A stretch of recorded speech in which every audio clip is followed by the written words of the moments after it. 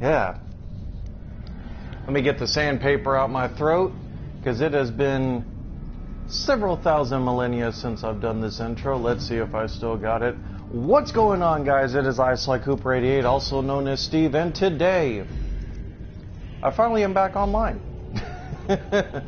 I'm finally back online, guys, and the last video I had made was me talking about moving to Texas, and it was catching you guys up on everything. And yet again, I'm, as the title says, I am finally back. So I want to take a moment to actually get you guys a little bit up to speed. I did in fact move to the Lone Star State. It was not a very pleasant move. It was actually pretty bad. My mother and I both, since we're co-renting an apartment together, just like we were back in Maryland. But it's pretty bad, guys, because we lost a lot of stuff, and especially like family memento stuff. Like, we're discovering that we didn't lose nearly as many family mementos, but a lot of my baby stuff is gone that we didn't realize. A lot of my comic book collection got lost, which, in retrospect, that was the price I had to pay for my hubris, because I kind of became a little too materialistic. So, in general, it was a very stressful move. It was very stressful. So, we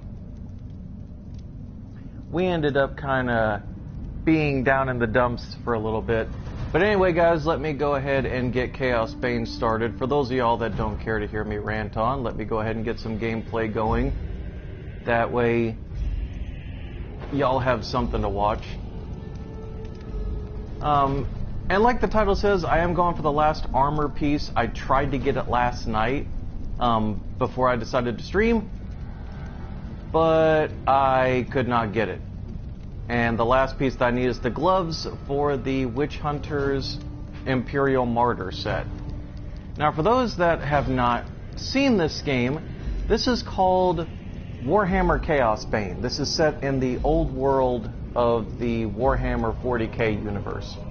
So this is like their fantasy universe. And it's pretty much a Diablo 3 clone.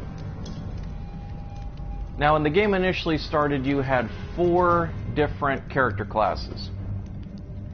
You had Braggy Axebiter, the Dwarven Slayer, which is, the Berserker archetype, high risk, high reward. Love playing as his character. I may do a gameplay thing for every character, but I'll do that in a little bit, just to kind of wrap things up. So we got Braggy Axebiter, the Slayer. Actually, this character save somehow became corrupted, so I had to be very careful, because every time it kept getting corrupted, and all of my heroic armor sets kept disappearing, and I had to keep re-rolling through relic hunts, which is basically their version of portals, for those of y'all that are G3 fans. So yeah, it got kind of annoying, but I finally got all the armor sets for him eventually, so it all worked out. And I'll play a little bit of Braggy in a little bit. Next we have Alyssa, who is the Wood Elf Scout. Kind of the rogue and or archer character. Think of her in the same vein as think of her as like a mixture between the assassin and the Amazon from D2.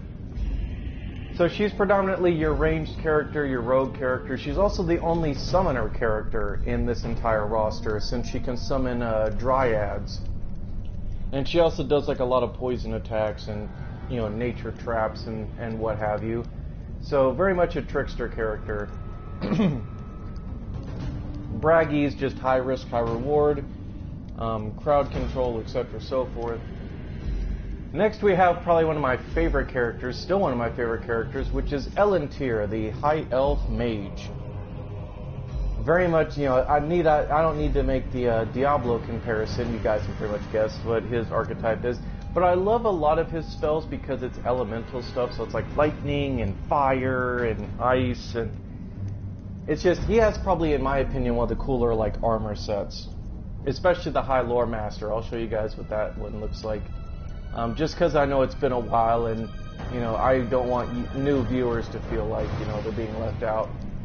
And then last out of the original four was Conrad Volin, the Imperial Soldier. You know, the Barbarian, the Crusader archetype. Oh yeah. It dawned on me because I'm like, what do I call Braggy? Braggy is basically the Barbarian character of the group. There we go. I was sitting there, I'm like, why am I struggling to remember what class in Diablo this would be comparable to? But Volin is basically like the Crusader or the Paladin. You know, like a lot of holy-based attacks, melee attacks, and just aura-type stuff. And probably the very last character originally that I got all the armor sets for, because it was not fun doing rolls with him. He's probably the very last character in the roster of 6 that you'll probably want to get all the heroics for, and then probably never use him that much again. I'm just saying. Now here is one of the 2 DLC type characters, which is Keela. Hang on, sorry, text is a little small. Keela Gunsdower, or Guns. I always get tongue-tied on her last name. I really do. Gunzendower, there we go. Her last name is like a tongue twister in and of itself. Try to say it without like messing up like I did. But Keela is a dwarven engineer, which in this universe is pretty much the alchemists. They create Gatling guns, they create like fire pistols, they create a lot of like enchanted weapons, and it's crazy. Like what the dwarven engineers in this Warhammer universe can do. You know, they're like the Adaptus Mechanicus in the 40K like future universe. And Keela's kind of cool because she uses steampunk pistol, steampunk hammer with like all different kinds of attach-ons. Plus her like steam pack. You can shoot steam at enemies, and when it overloads, it causes like a trail of fire and what have you. Or it causes a spontaneous burst. So her armor's cool. And then the last one, which is the one that I'm going to try to roll for armor sets today, and you guys can watch in action, is the 6th, and pretty much they've made it clear the last character that they are going to support this game with, which is Jürgen Heider, also known as the Witch Hunter. This guy is like a much better version of the Demon Hunter from D3, and you'll understand what I mean when you watch the gameplay. So let me go ahead and get into the overworld here. Get the portal set up, and then I'll start, at least for like all the old or returning viewers, I will let you guys know like what's been going on with me. As for like new viewers, you're going to be hearing stuff that like the older viewers are going to kind of know. But I'll try to get everybody in the loop with each other. So, okay. Ignore all the armor set pieces. Ignore all the armor set pieces here that I'm putting in.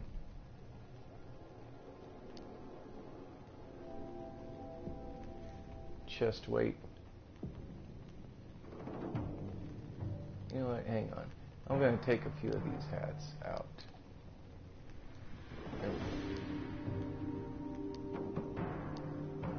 Don't mind me, guys. I'm just trying to micromanage my inventory.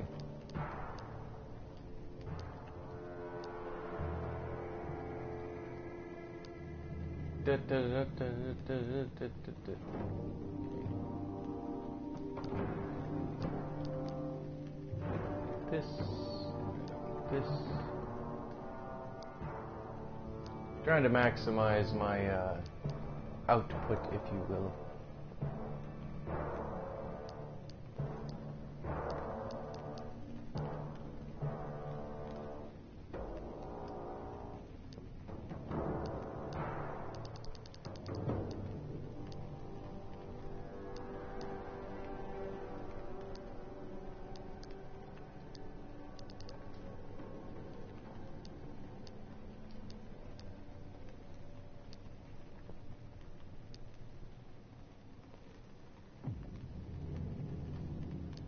Ooh, the chest weight is almost at 100. I don't like that. Okay. So let's go ahead and donate all these. By the way, I cannot zoom in on the character. That's the one complaint that I do have about this game that's minor. You can't zoom in on your character.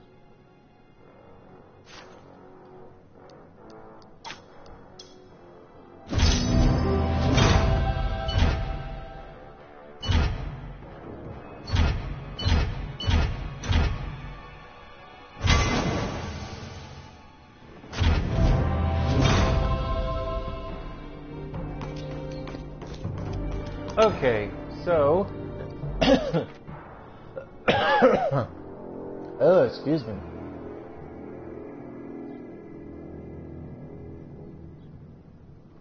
So since I have the character here, let me go ahead and this is about as close to as zoomed in as I can get for you guys. So the witch hunt, so every character has 4 heroic sets, which is why you can see the 4 different like character armor set scales. So every character has 4 heroic like armor and weapon and accessory sets.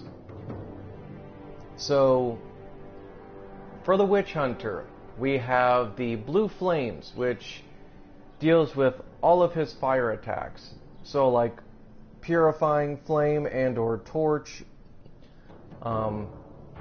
phosphorus, bullets, etc., so forth, like all the different like fire-based attacks. This armor actually enhances them, makes them a little bit stronger. The next one that we have is called the Jailer of Sigmar. This armor set doubles the damage of traps, but also doubles the amount that you can throw out at once. I like this armor set. It looks pretty cool. I like the green and the black and how it kind of like polishes against like the silvery. Kind of looks almost like an Inquisitor. This one I had to laugh at because when I look at it, it suddenly looks like he's trying to be an Adaptus Mechanicus from the future universe. Like it just has that armor set look, especially the armored shoulder pad there.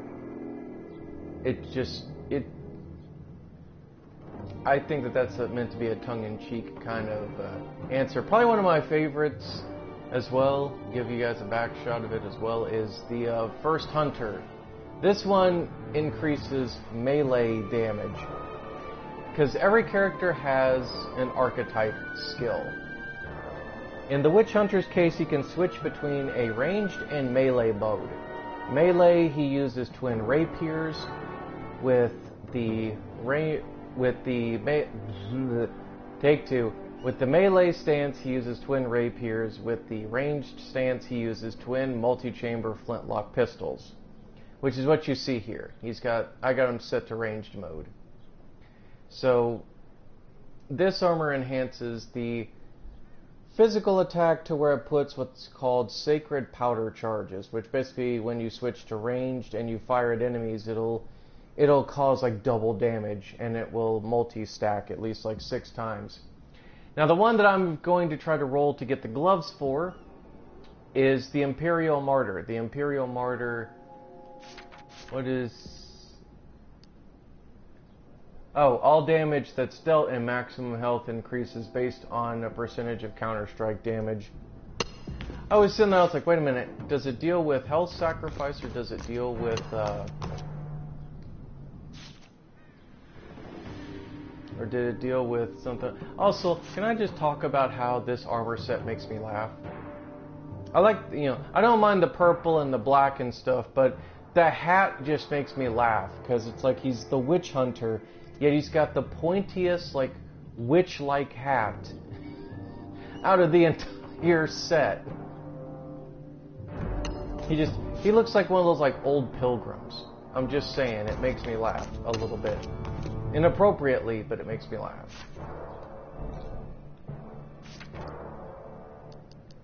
So, let's go ahead and go to Relic Hunt.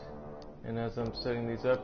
So anyway, for those of y'all that are old to the channel and have been wondering where I've been, what I've been up to, how you guys doing? Get this started. There we go. Get it rolling. So, for those of y'all older people on the channel, you know, people that have been with me for a little bit, when I moved, like I said, when I moved, it was pretty traumatic.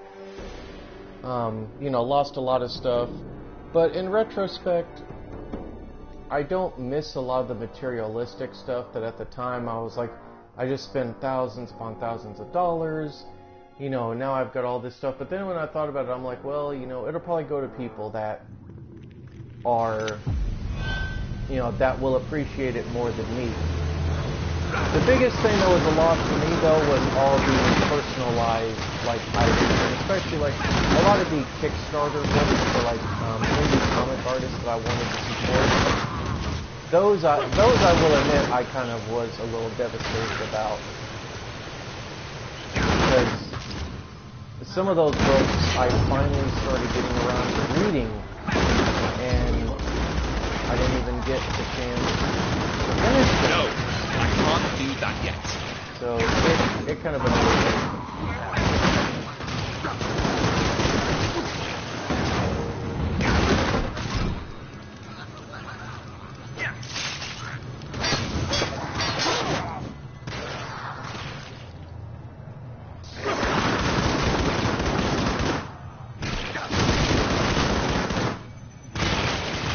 Sorry. Oh, sorry. Sorry, guys. I know I should be talking, but I'm kind of like concentrating and in the zone too. I need to recharge my weapons first. I have a lot of fun with the Witch Hunter, as you can tell. The character is very fun to kind of play as. And like I said, much better version of the Demon Hunter.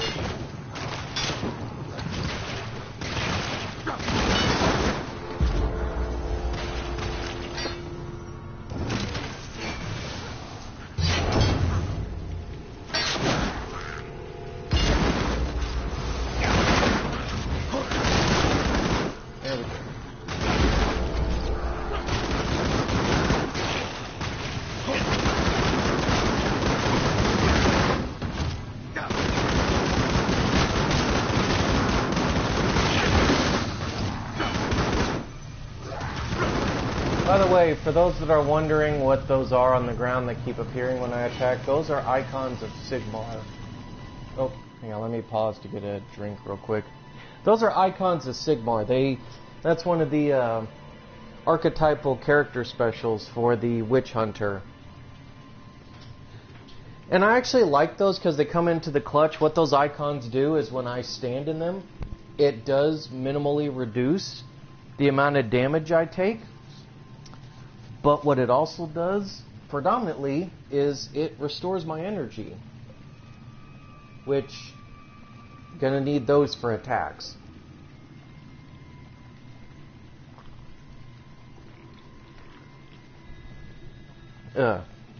Sorry, I had to have a little bit of iced coffee. Okay, there we go. So, I'm gonna show y'all. Let me switch here. So this is what it looks like when he does melee. And if you notice, the attacks change depending on the character's... I'm not ready.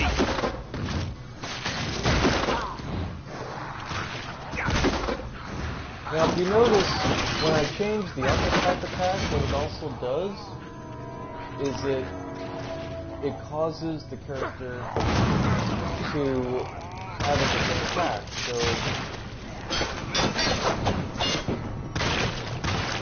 So like, whereas I'd just be able to rapid fire through, with this one it's just rapid sword slashes. Kind of looks like he's doing a maestro move. So that's kind of the unique thing about the Witch Hunter is that whatever kind of attack melee-wise that the character has, it can kind of just switch.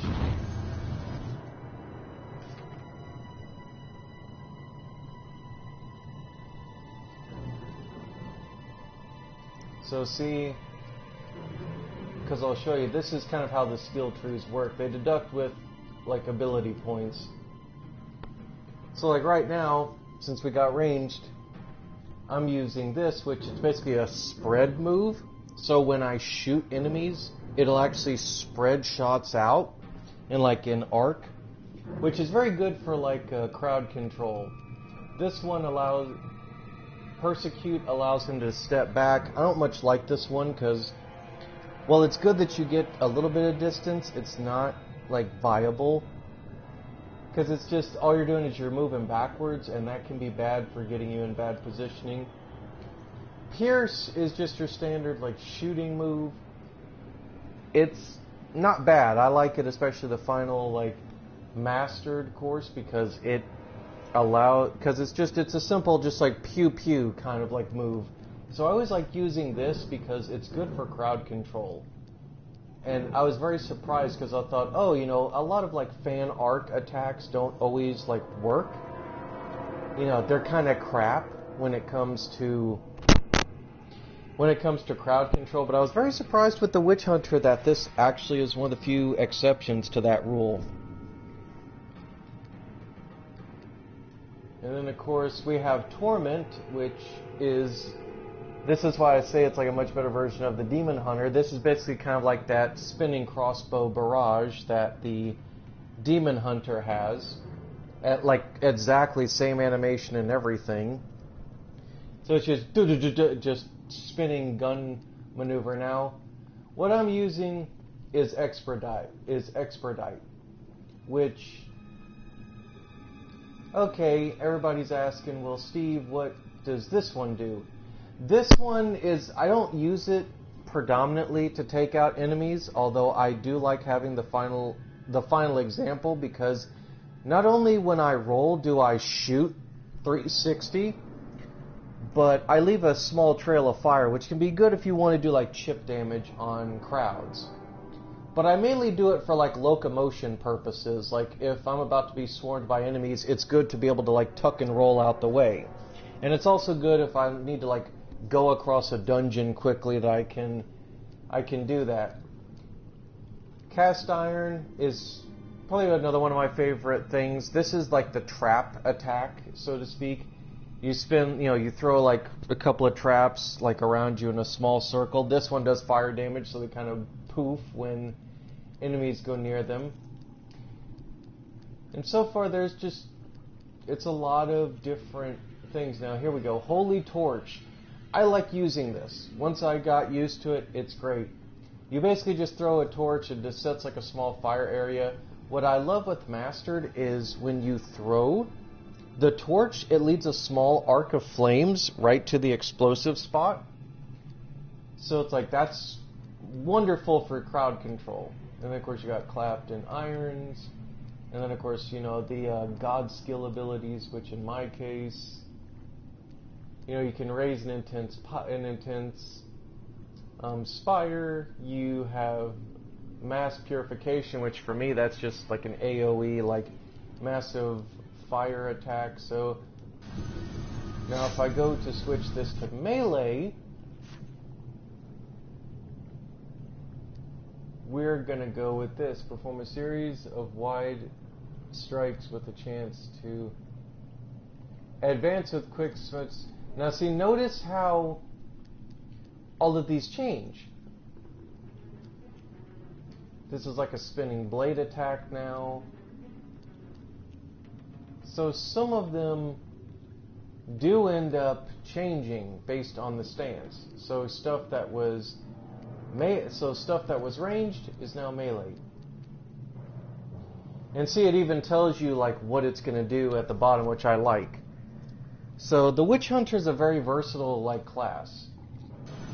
He's a very versatile character to get used to. And he's not very hard. That's kind of the thing that I like as well about the Witch Hunter. He's not a very hard class to master. It's just getting him, like, you know, much like a lot of the character classes in isometric RPG. It's going to take a while to get used to your build, what you feel comfortable with, what attacks you like using, etc.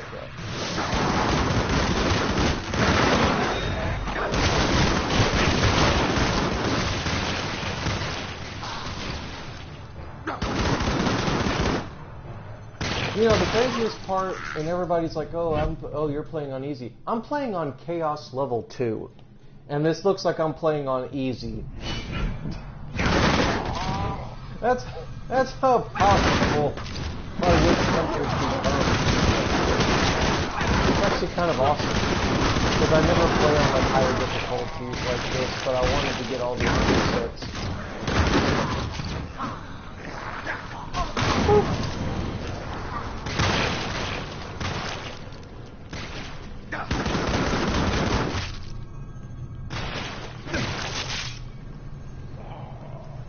Can I just say that looks like a beautiful sword?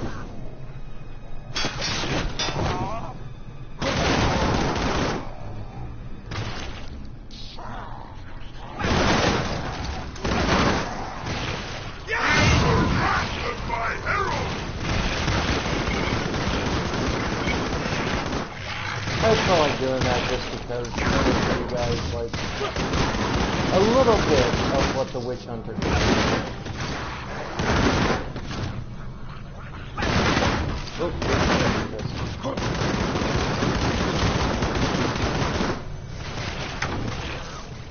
So my goal is to eventually get the gloves for the martyr. Nope. And I will tell all of you RNG enthusiasts, the RNG gods are going to mock you quite a bit.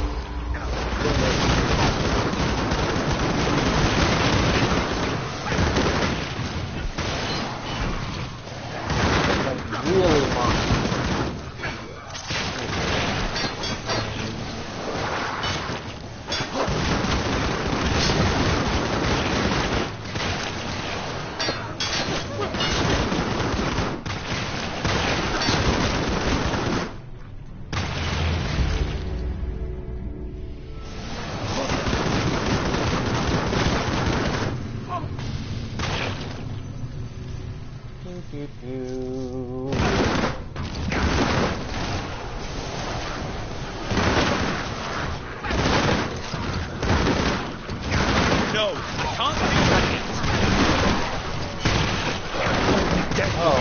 Solution. Blocking my way.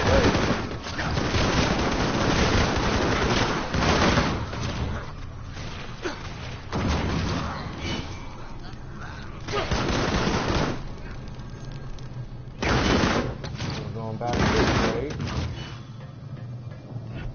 I just want to be thorough and explore the map because there's always a chance, even if the RNG is not great in this game, I always like to see if I sometimes will get a lot of reds.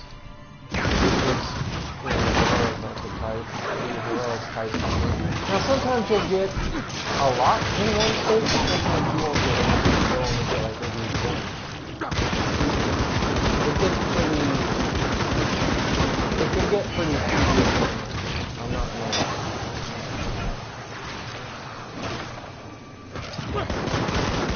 So anyway, I've never been good at multitasking, so bear with me.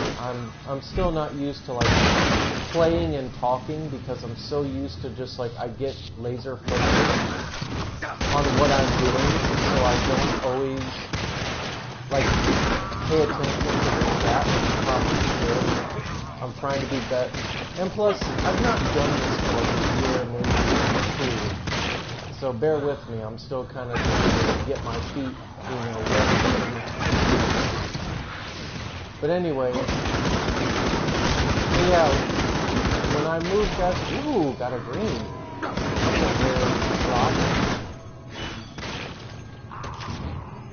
Greens are like the super rare drops. I wonder what I got in green.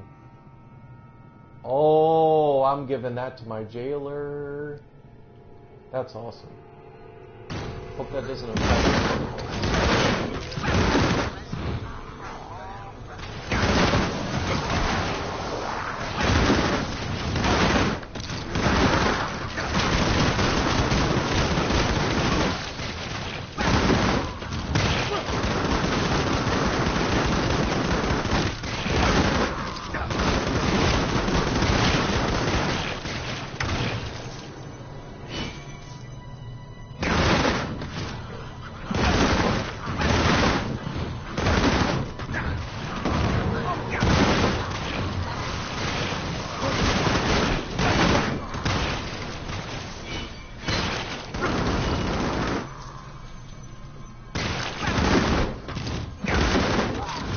Let me pause for a second, get another drink, and talk with you guys some more. By the way, you guys enjoy, by the way, for those of y'all that are watching this in the future after the stream's done, y'all liking this? Y'all liking the Witch Hunter? I like the Witch Hunter. I was very pleasantly surprised, but definitely one of my favorite characters. I have to admit, Hyder alongside Elentier, Alyssa, and actually, I like all the characters. I just don't care for Conrad. And that's nothing against, people that do like Barbarian or like tanky type characters.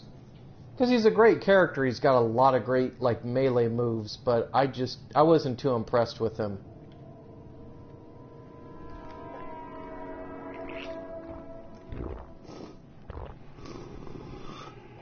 Excuse me. Sorry about that. Didn't mean to slurp at the end.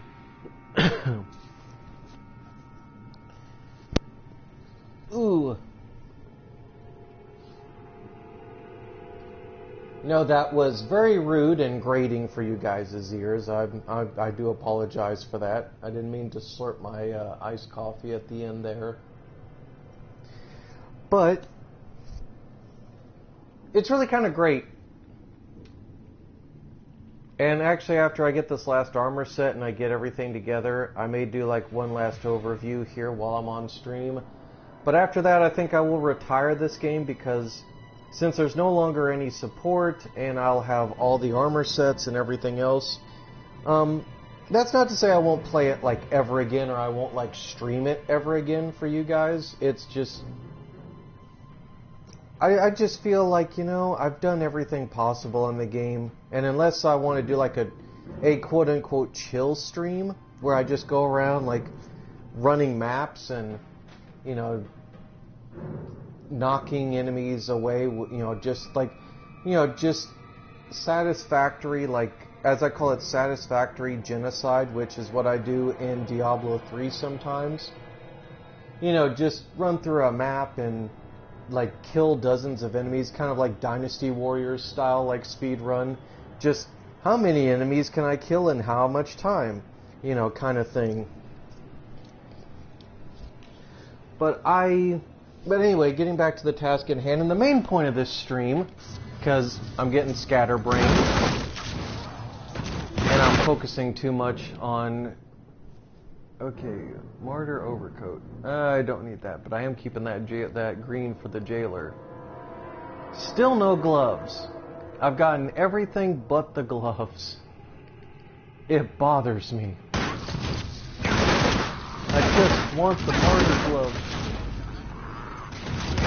I want to complete my armor set. Please.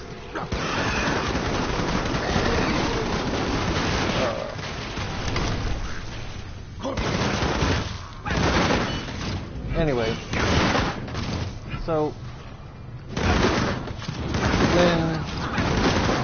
when my mother and I had moved down into Texas. We had come with the express purpose that, oh, you know, we'll have family, we'll have a support system to help us get back on our feet. Or so we thought. Guys, when I say the nightmare began, it really did begin. Because when we moved in, and I'll try to talk about this as carefully as I can, because I probably will get worked up and angry and probably start flying off the handle. You'll understand why as I explain it. We lived with my grandparents, and we thought, okay, you know, because by this point my mother had been laid off in 2020. You know, got laid off her job like everybody else. Well, that sucks. I didn't even get any loot from that. She ended up getting laid off like a lot of people did in 2020. So she had been without a job for, I want to say, 3 months at that point. So we finally just decided to pack up, take a gamble, come down here, and then it just moved in with my grandparents, and we thought, okay, we kept job searching and she kept job searching, and I eventually found a job at a very prestigious retail. Sorry, thought I had to belch there for a second. That actually kind of like hurt.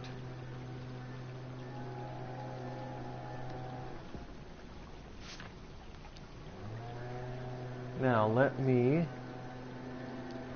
it just dawned on me. Oh, that's the skill they were talking about. Perform a roll that removes any barriers and passes through enemies. Deals damage in its path and melee. Okay.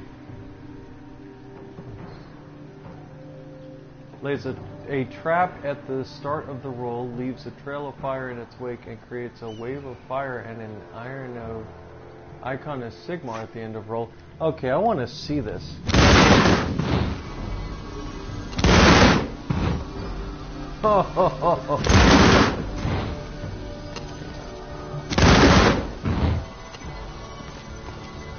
Oh, crap. I like this ability already. So I lay a trap, have an icon of Sigmar, leave a trail of fire, and when I come out the roll, I cause an explosion. Oh, I like this armor set.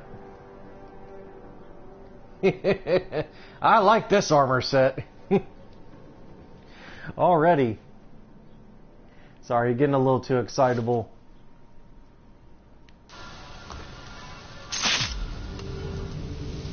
Perfect circle. I am curious what this does. What does it say that it does? Because when you collect every full armor set, one ability does not cost you any skill points, and it's like super enhanced. So we already know from the Blessed Flames that we cause a trap at the beginning, a trail of fire, an explosion when we come out of the roll, and then an icon of Sigmar. That is so OP'd. I like it.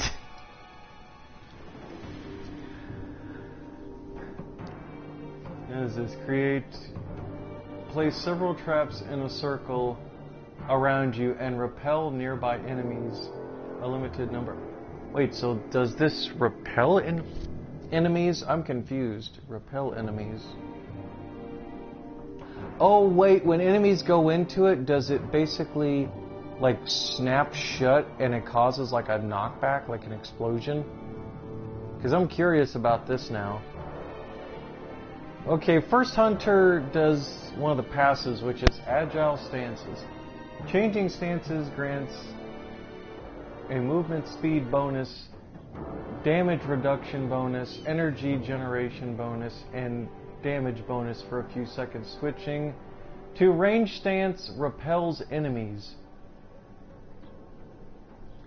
So it boosts basically all of like my stats in one when I use the archetype skill.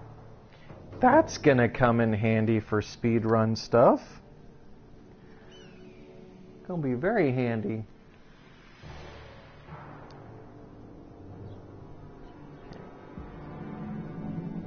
So what does this do?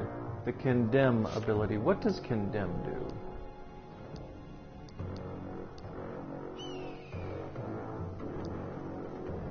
Pass judgment and taunt enemies who dare to face it.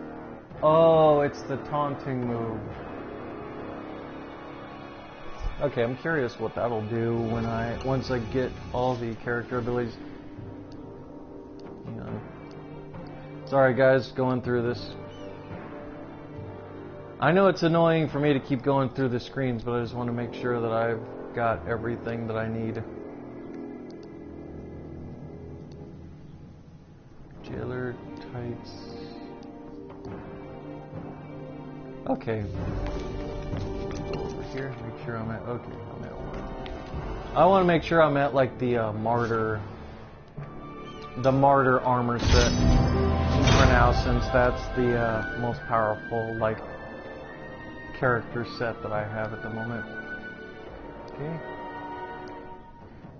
Trying to set this all to maximum so I can maximize the amount of enemies that come at me at once. Okay. Like, my gold is dwindling. Just trying to do these runs to get like this last armor piece. It's actually kind of sad but annoying. I'm thinking about maybe I need to switch maps, but I don't think that that's really going to help me that much.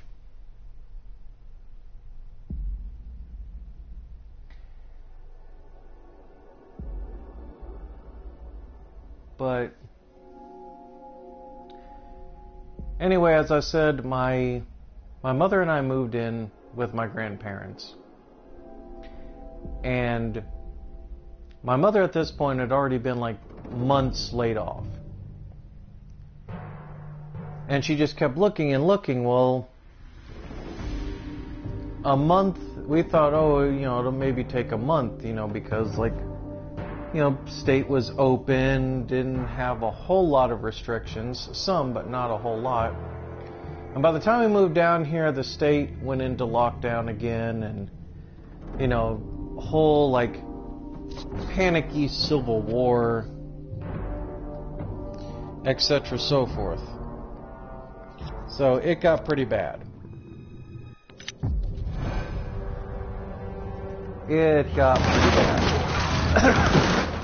And when I say bad, I mean it got pretty bad. And I said before that I will try to keep myself calm during all this, because while my mother and I were living with my grandparents, my grandfather had very simple rules. This didn't bother me or my mother at first.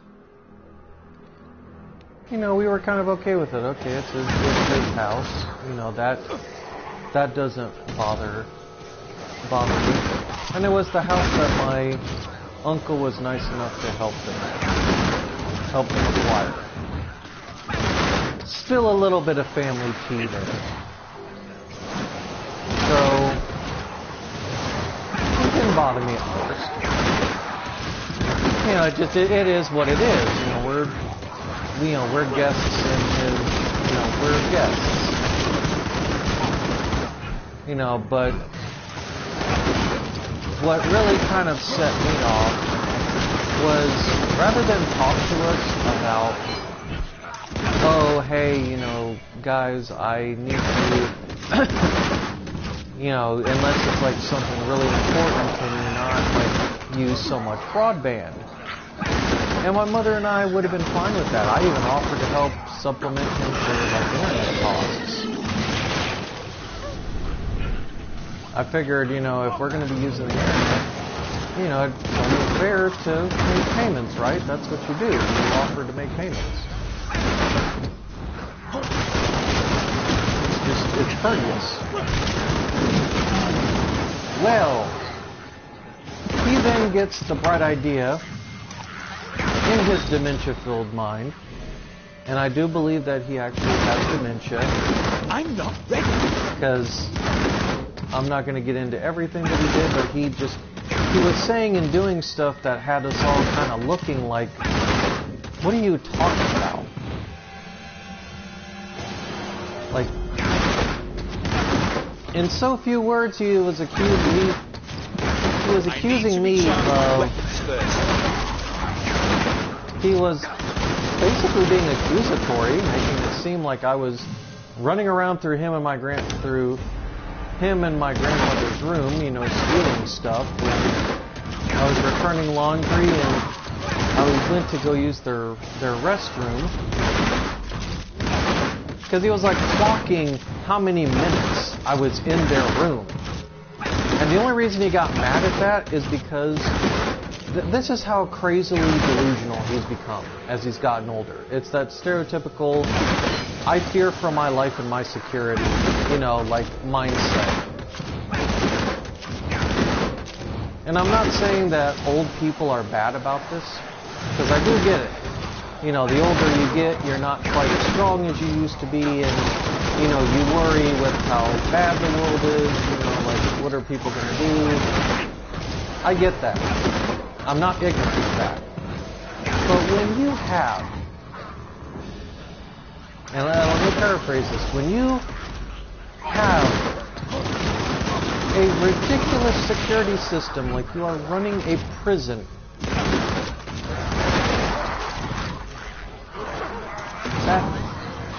and you're demanding people do this, you know, this and that and X, Y, and Z, it doesn't matter whose house it is. When you make unreasonable demands of people, of course people are going to be angry. And that's what he started doing to me and my mother, especially me. Well, you shouldn't be complaining. You have a job. I'm like, okay, yes, I have a job, but hello. Your daughter, my mother, does not have a job. You can't... He was so prejudicial against my mother that it actually kind of started to anger me after a while. And my mother just shook her head. She goes, well, I'm used to it. You know, he's made it clear that he never wanted me when I was a kid. Like, my grandfather is one of these, and we all have this one family member. You guys will know what I mean. Some of you guys will know what I mean. We all have that one family member that, around other people, they're as nice and as innocent as can be. But deep down, no, they're scummy and piece of shit.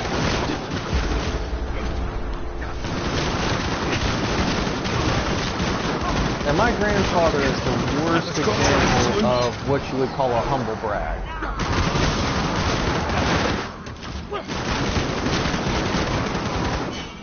Like, there were lines I started to connect with him that I found kind of pathetic, if not hilarious. Like, anytime my uncle got something, you know, like new monitor, new system, you know, new computer system, etc. My grandfather wanted a new computer system.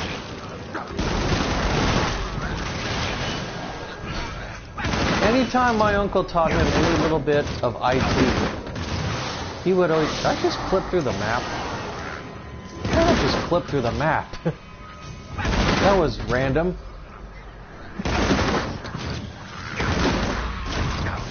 But anyway, anytime that he would get a new piece of technology, he would always have my uncle help him set it up, and then he acted like he knew everything about that system. I'm not ready. And I'm sorry, I understand, and this is where I get angry with my family. And I know that this is petty, but I'm sorry, it doesn't matter what age you are. When your daughter moves back in, temporary lodgings,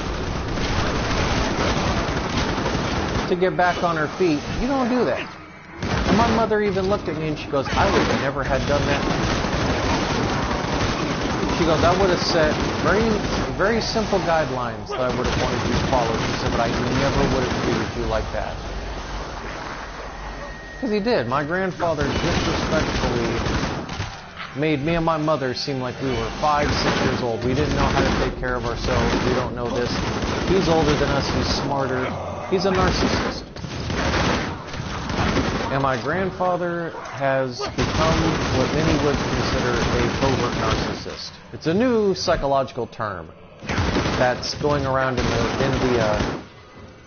the psychoscience, the pseudo or psychoscience department.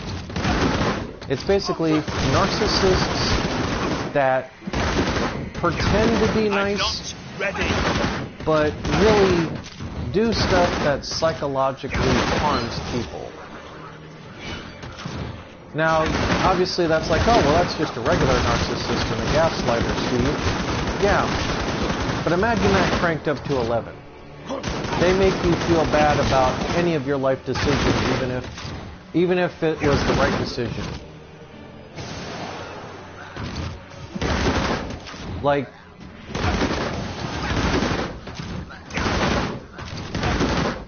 you know, like my grandfather was like, well, you know, you guys could have worked it out. He said, but clearly all you cared about was money. Like that's.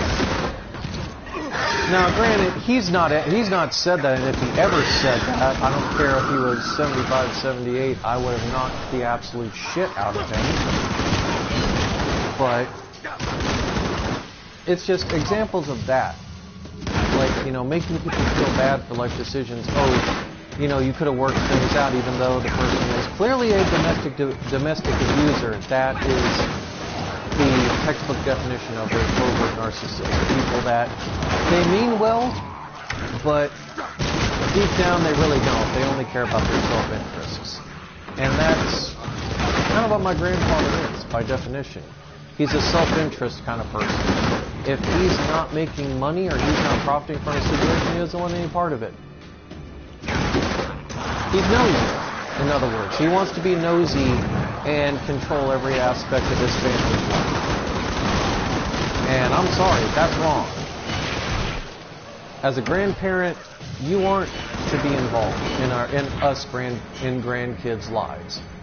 And he was trying to stick his nose where it didn't belong with me, and I told him, I'm like, look, I'm 33, almost 34. I don't need your approval. I don't want your approval. Now, if you want to support me, like morally and emotionally, that's fine. But I don't need your money. I don't need your pity. I don't need anything from you. And I'll say it on stream, and I know it's a shocking thing to say, but I will not mourn this man when he passes. He is a very contemptible human being. And that's all I will say on the matter. Because I feel I've said way more than I probably should have. But my grandfather, like a lot of people in families, has very much proven to me that he is only out for number one and nobody else. And my grandmother and everyone else in the family lets him walk all over them. Now, I understand. Now, as angry as I get with my family, let me explain.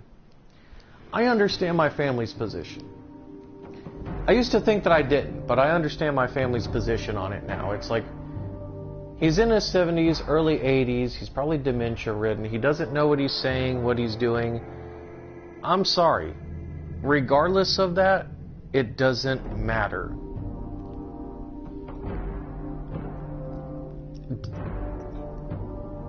I'm going to say a very unpopular opinion. I understand that people with dementia aren't aware of what they say or do a lot of the time. But that does not mean that they should not be held accountable for things that they say or do. There should be some understanding, don't get me wrong, but there also is enough cognition there that they're pretty well aware of what they're doing and how they're doing it. You know what I mean? Like, that just... I don't know. I feel a type of way about it. And I think I take it a lot more personally because it's close to me. It's actually like a member of my own family. And it's in a negative light. Because I don't want you guys to think, well, oh, you know, Steve's stereotyping. No, I'm not stereotyping every person that has dementia. I'll be honest, I'm in my feelings about it. Because I didn't have a very good experience with my grandfather. My mother didn't either. You know, he kind of treated us like crap. You know, so I got a lot of sour grapes. And this carried on. I was the only one with a job. My mother became depressed, pretty much just wanted to die. I got so stressed out I actually had a mental and emotional breakdown at work. Worked non-stop, didn't take a break, didn't take a vacation. And I fell apart, guys. I fucking fell apart. Because I couldn't help my mother. I was in a situation where I couldn't help her.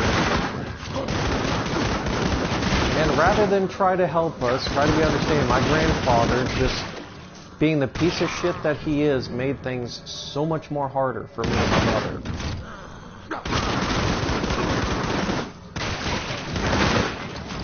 Basically, cut both of us off the internet. Now, I wouldn't have minded if he came to me and said, "Hey, I don't want you playing any games online. You know, can we just switch? Can we only use the internet for like, you know, job searching or important stuff, like checking emails and stuff?" I wouldn't have minded that. And like I said, I offered to pay. I didn't mind that. That is a perfectly reasonable response, guys. But instead of talking to me and my mother about it, and trying to be like, well, you know, I would prefer this. No. Well, it's my house, my rules. I set, you know, who has internet and who doesn't. He didn't. And keep in mind, I'm saying this from how I interpret it. I don't want anybody to think. Let me make that very clear. I'm not saying that this is what he's actually said, and he didn't. He has never said any of these things. His tone of voice, his attitude is what I'm more inferring to with you guys. His tone tells the story that he didn't want us there. He didn't care if we were out on the streets. We probably belonged to the streets in his opinion. And I'm sorry, you don't do your kids, your grandkids, and everybody else like that. Like, sorry, not sorry. I don't like people that are like that. I can't stand people that are like that. Because to me, they're overprivileged, and they show that they really don't deserve to lead the life that they do. I said what I said.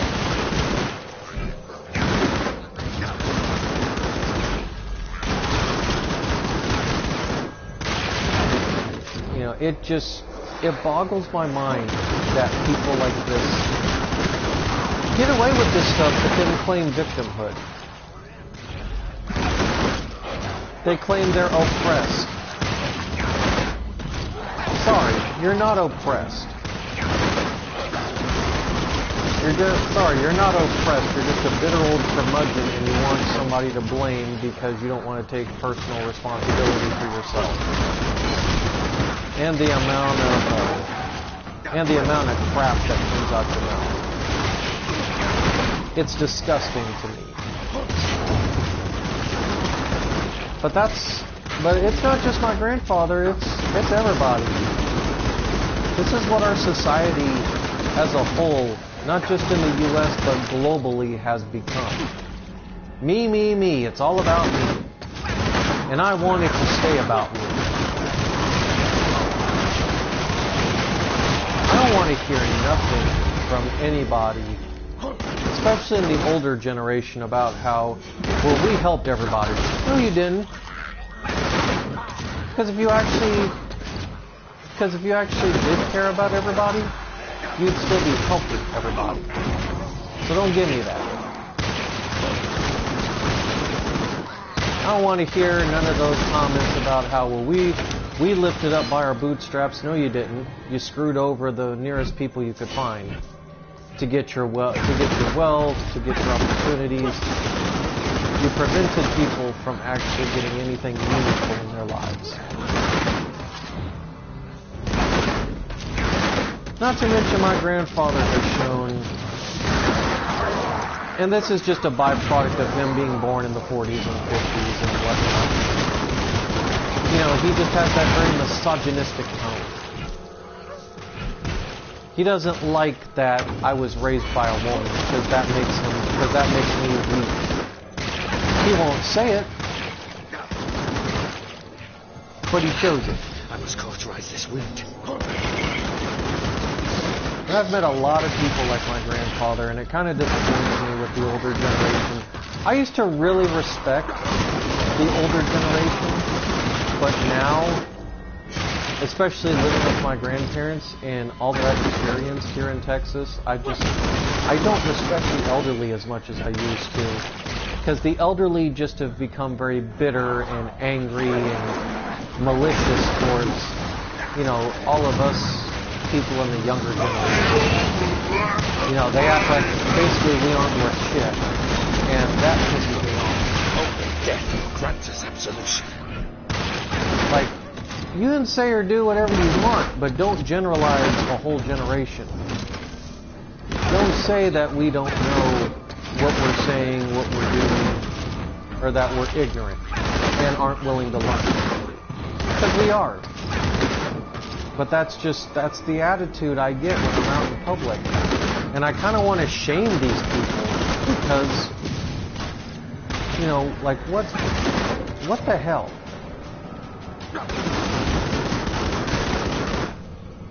I mean, seriously, what the hell happened in our society to the point that now all of our elders, all the older generation, are just like, well, they need to learn on their own, and they're not willing to learn. They're too stubborn. They're too ignorant. I'm sorry, what?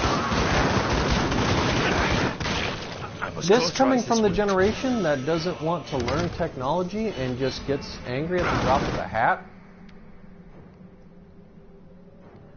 Am I ever going to get the gloves for this armor set?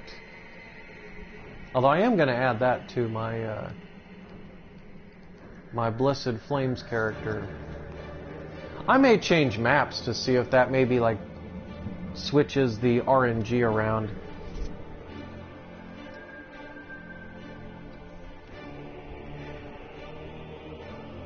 But it bothers me.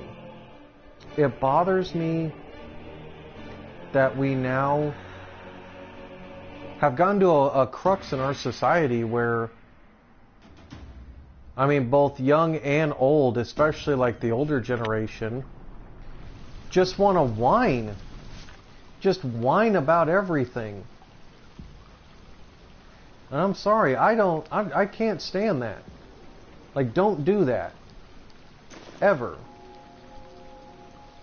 Don't whine about how everything's so bad, everything's so miserable. No, it's not. It's not bad. You make it seem like it's bad, but it's not.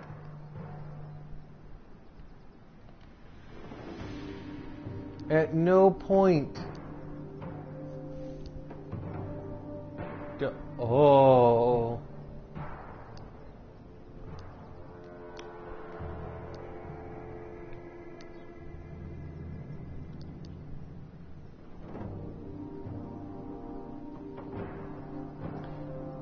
Well, I don't gotta worry about that each time an enemy hits a hero.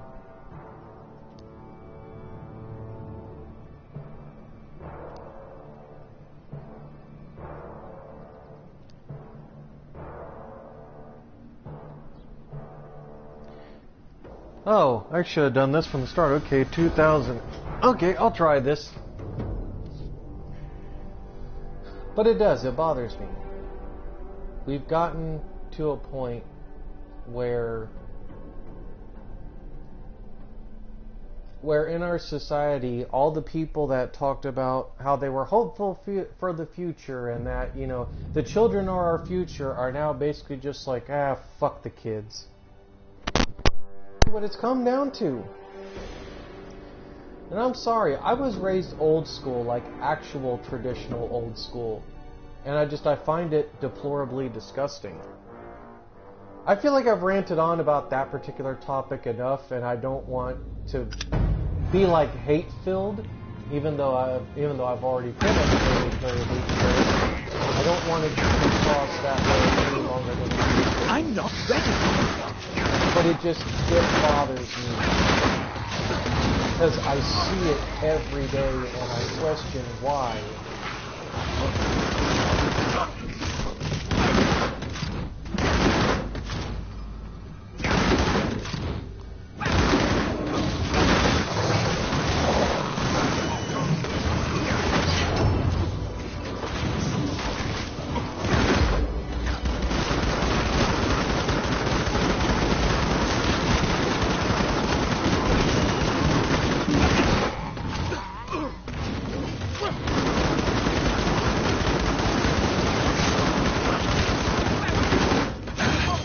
I must cauterize this wound.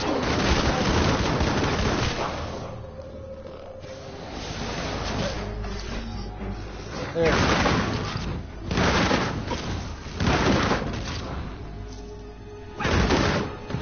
Yeah, I'm trying to not be bitter, but I'm gonna be bitter about it.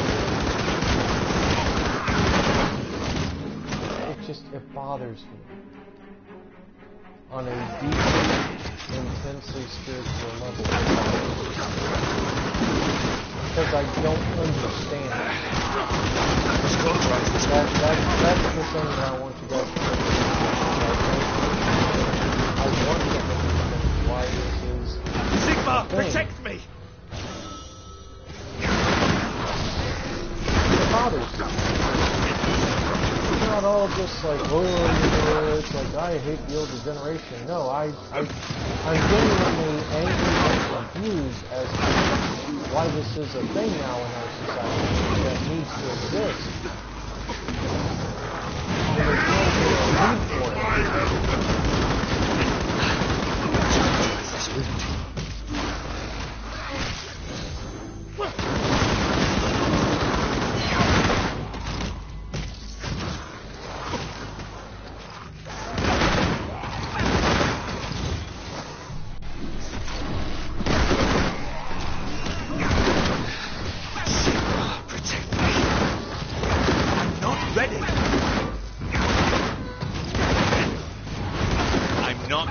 Ready.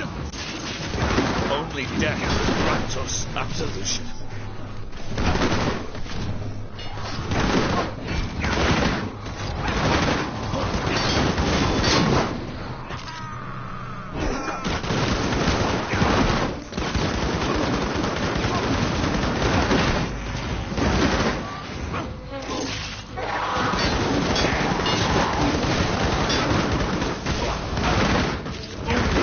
Will grant us absolution.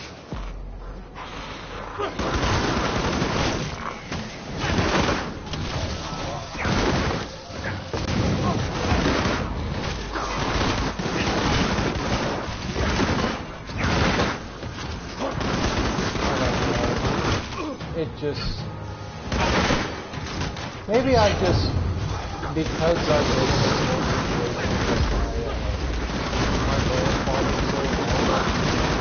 that it kind of made me a very person because of it. That I'm still kind of rationally looking for answers to things that government needs. It's just some people just get like that.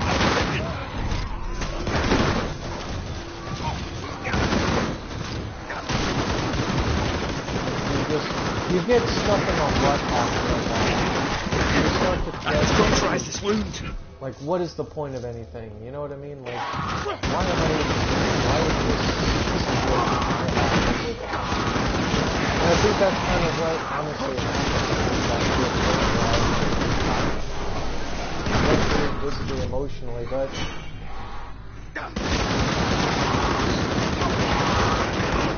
17 months without a job. And in those 17 months, all she did was wait and suffer and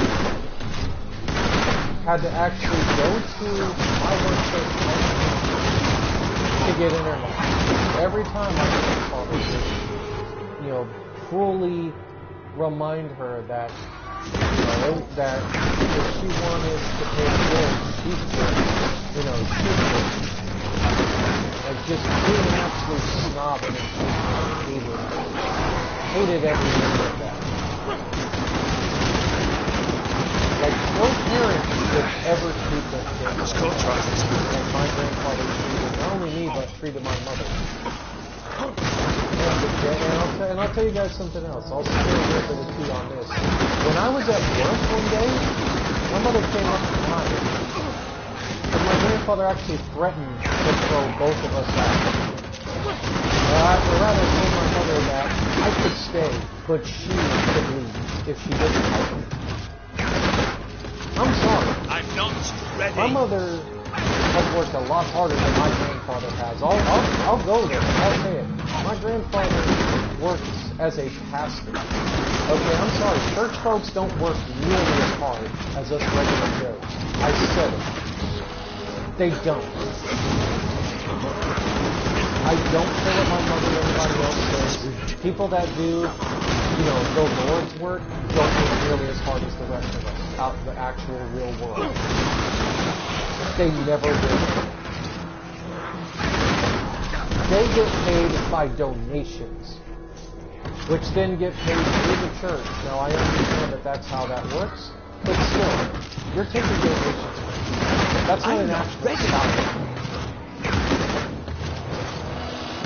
So, politely and vehemently, fuck off with this statement.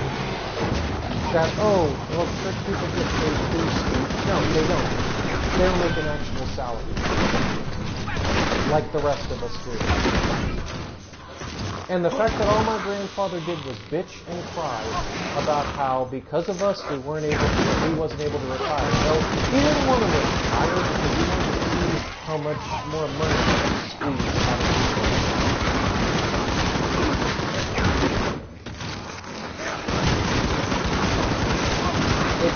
It makes me mad.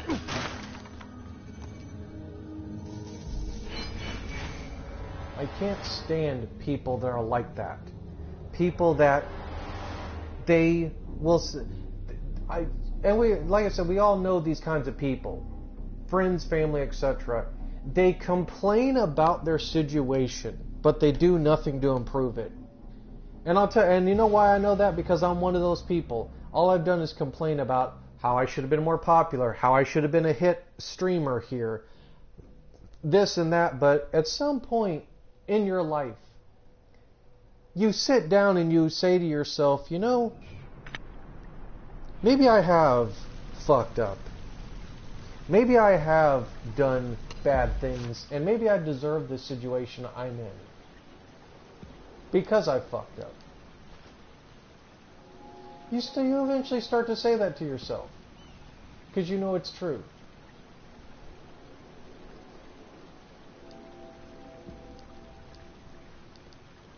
I'm not the smartest man in the world. I admit this. I am not the smartest man in the world. But I'll tell you what I'm not. I'm not so conceited as to think that I know better than everybody else around me. I'm not so conceited that I'm going to make people feel bad for the life decisions that they've made. That's not me. That's not who I choose to be. And I realize that I'm venting too much, guys, and I realize that I'm coming off as very angry, very bitter, and just generally being a very, vicious person right now. And I'm okay with that. Because I kind of want you guys to see this, not because I care about you guys, seeing me at my lowest, so to speak, but I just want you guys to understand that it's very, irritating. It's very annoying. Because I've had to fester with this for the last year and a half. Almost close to 2 years. No break, no vacation. Just go to work, deal with the nonsense that I dealt with that, and then go home, deal with my grandparents. I felt like and deal with my grandfather and his oppressive, little jailer mentality. So I never really had an escape. So all I did was just sit in my room, play games, and I would just get angrier and more bitter. And I'd cry. All I did was cry. Because I felt like I could not escape. I'm not ready. I'm going to tell you guys Not something. ready. When you get to that point where you start crying No, constantly, I can't do you that feel yet. like you have no escape. People want to talk about, No, well, I can't if do only that that. person had been stronger. First of all, how do you know? That's what I would like to know. How do you know that that person didn't do everything that they possibly could?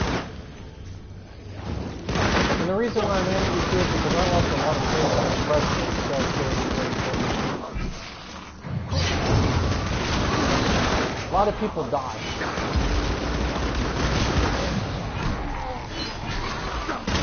And I'll tell you what, and I'll give you guys even more of a reason to call my grandfather.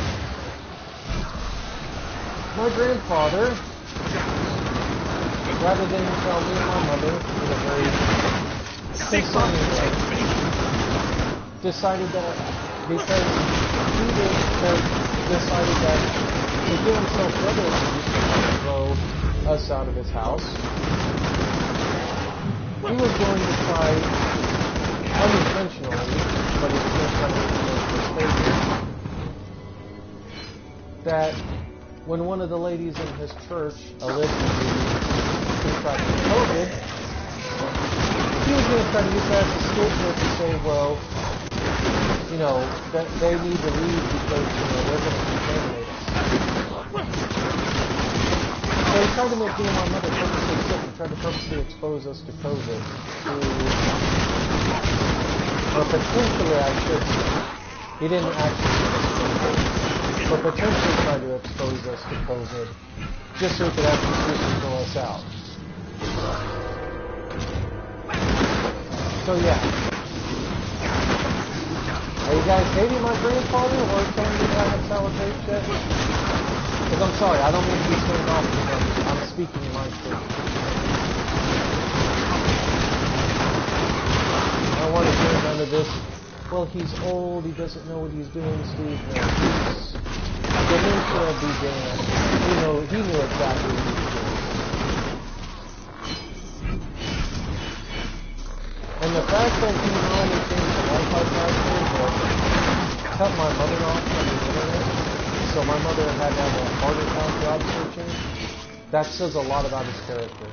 But I've ranted on about that. I told myself I didn't need to get angry, but I did. So I will apologize to things, guys. I didn't lose my temper, but it's obviously a very sensitive subject. And one I need to get over and get past, but obviously, and it's reasonable, I can't. Because my grandfather just knew not to stuff that he shouldn't have done. And he knew he shouldn't have done. And probably tried to claim that finally I get the martyr gloves. Holy crap. How long did that take?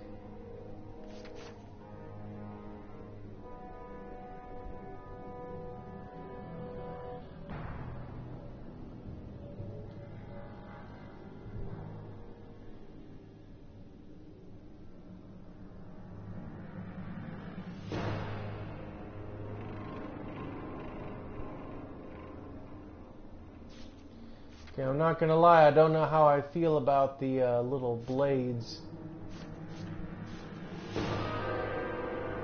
Okay, so it came down.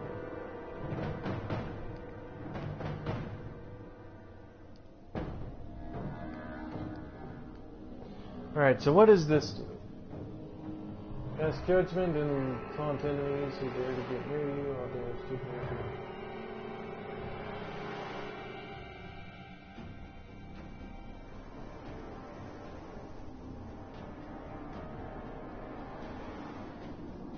Okay, I don't mind that. So, yay, I finally got all the armor sets.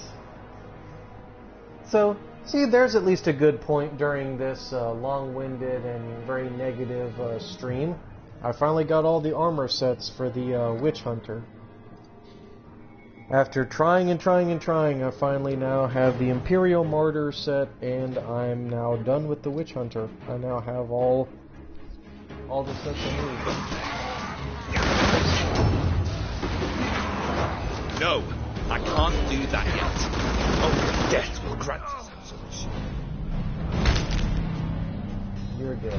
Oh, shoot.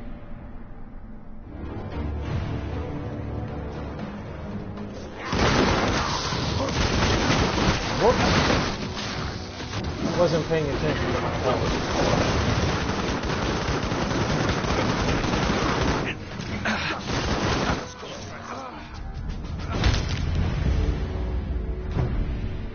Oh, you know what? I'll give up. Because I pretty much got what I wanted anyway.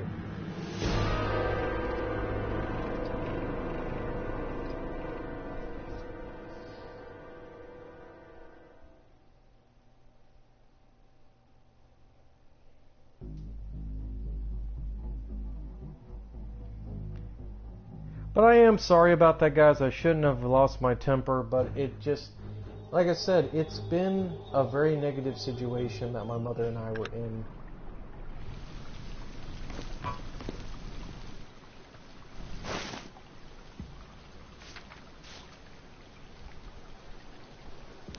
So it's relatively understandable and annoying that we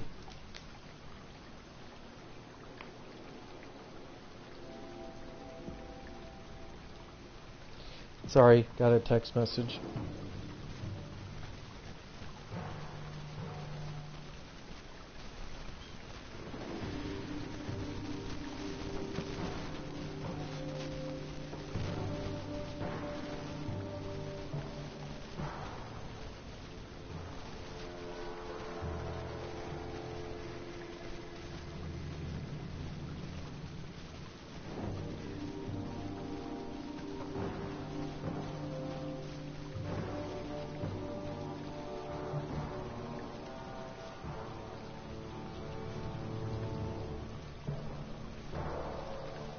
Anyway, sorry, had to reply back to a text message that somebody sent me.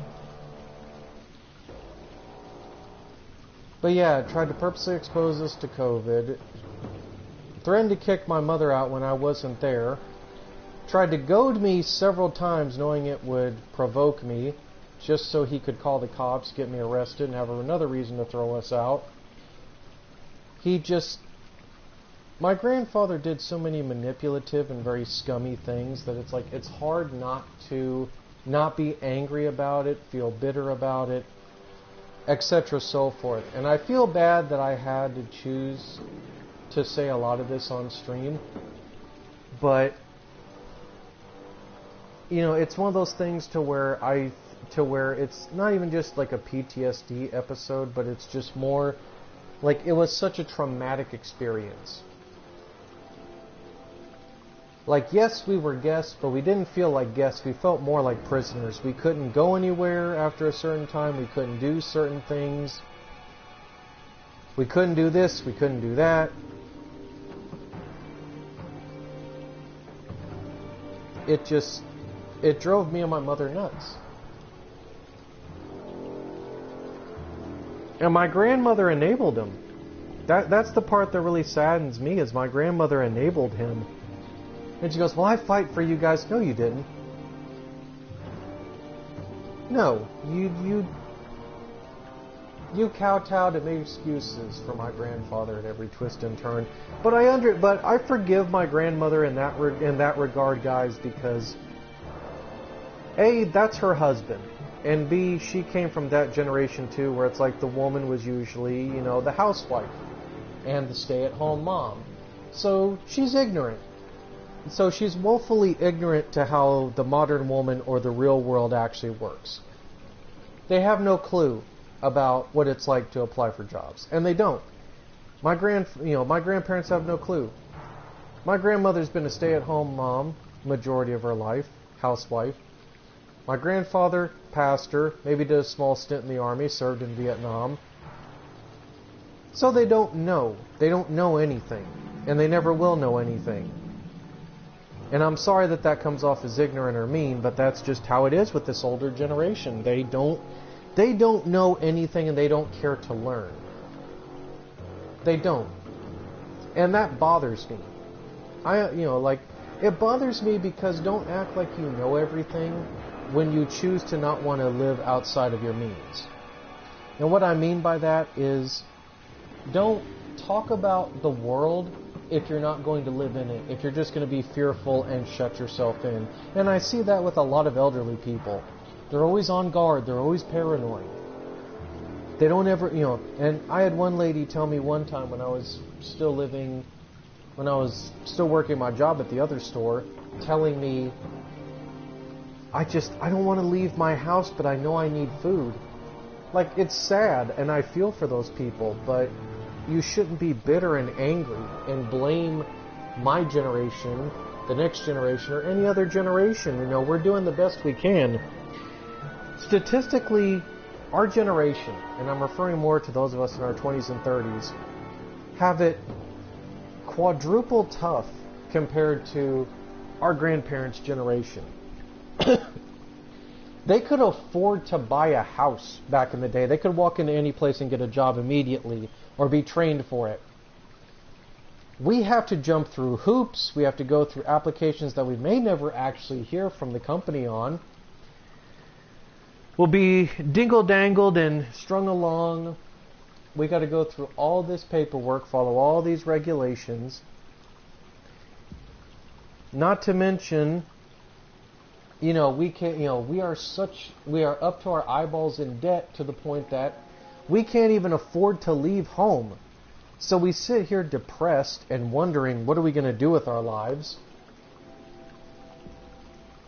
And we don't get anywhere. You want to know why? Because we're too broke. Some of us have, especially like single moms or stay-at-home dads, we have to work 2-3 jobs, maybe even a tiny sliver job, just to be able to pay rent and lights and everything else. But we can't go out and shop, we can't go out and have fun, we can't go out to eat, we can't do all these things that we used to be able to do. We can't take road trips with our friends that often. And if we do, it has to be a pooled effort. It's just depressing. And I saw it firsthand. It's depressing. You don't get to do anything. You just get broker and broker.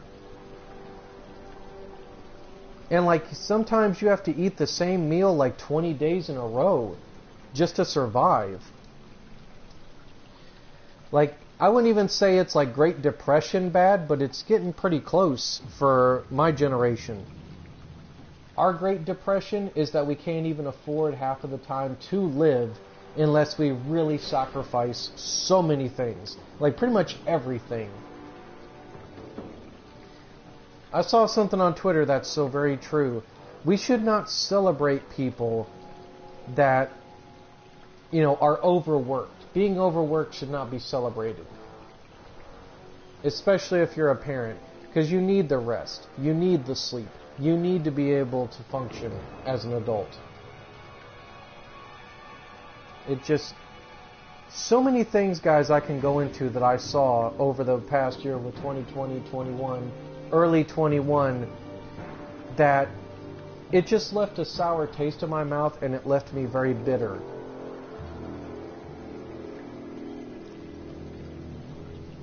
But, and to top it all off, when I put in my 2 weeks at my job, my manager then actually screwed me over my last week of work. She lied and talked about how I was leaving early for this and that.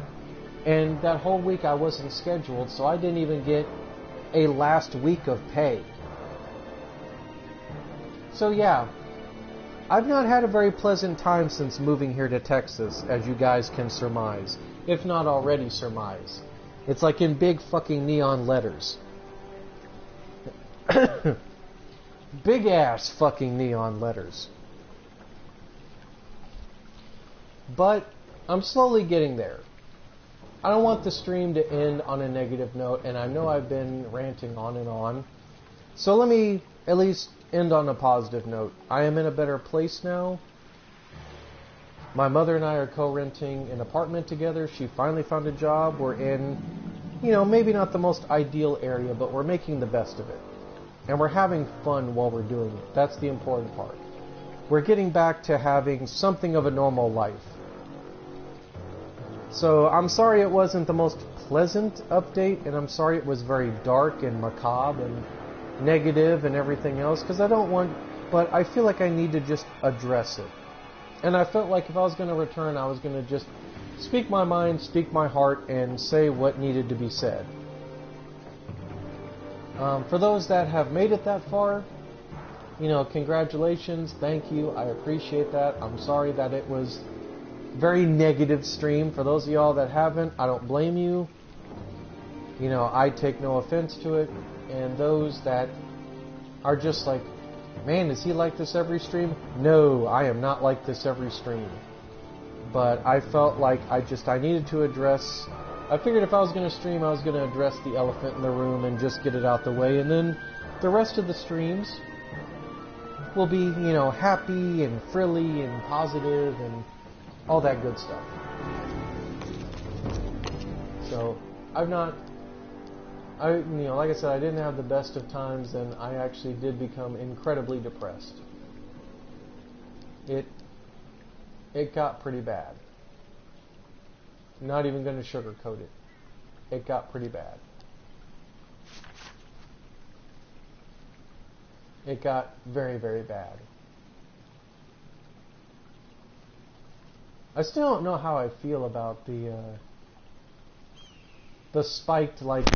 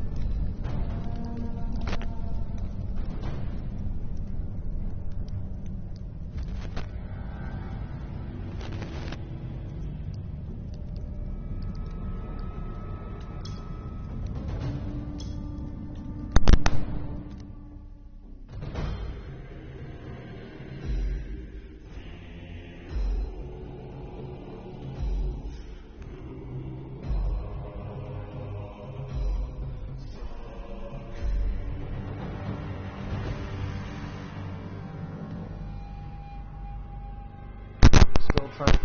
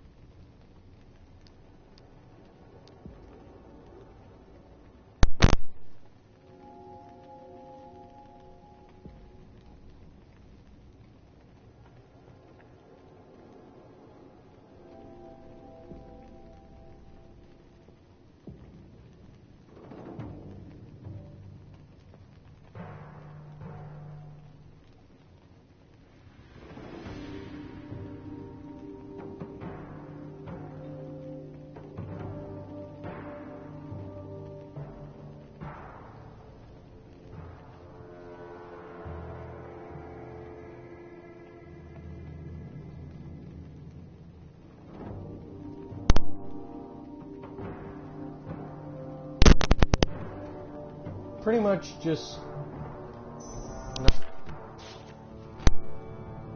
and a lot of that is just because I don't.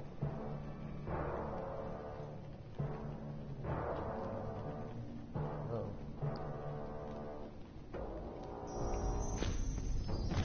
So it's been pretty bad, like really bad.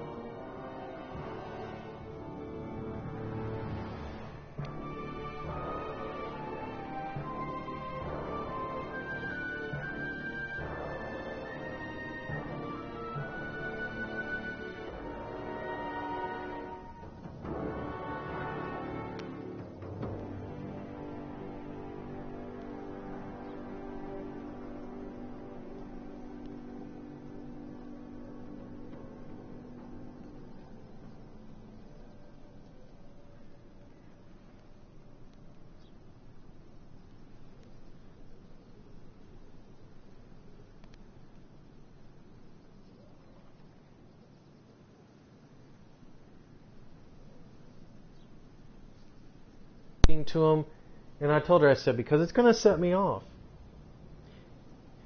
And she asked me, she goes, why are you so offended by that? I'm like, because people like him are the reason that other people don't want to associate with other people. I'm like, all he has done, ever, like all he's ever done, is make people feel like they were worthless.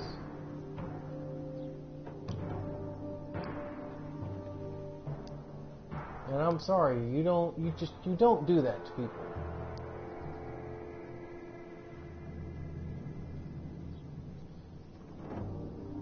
Sorry, not sorry.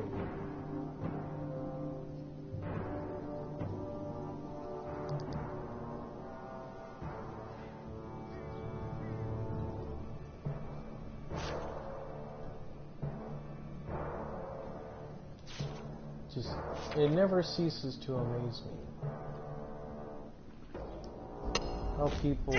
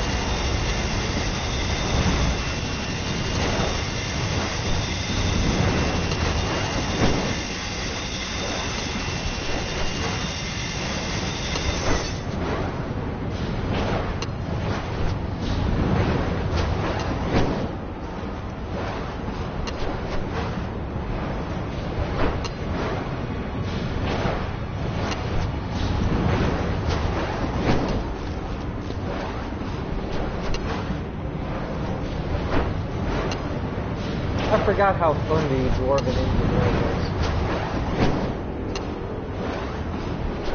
Wait, is that tied to the hammer? I just realized that.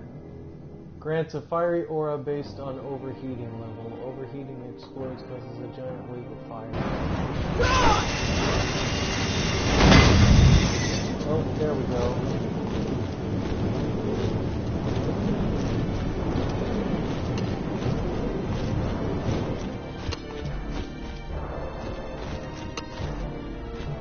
Huh.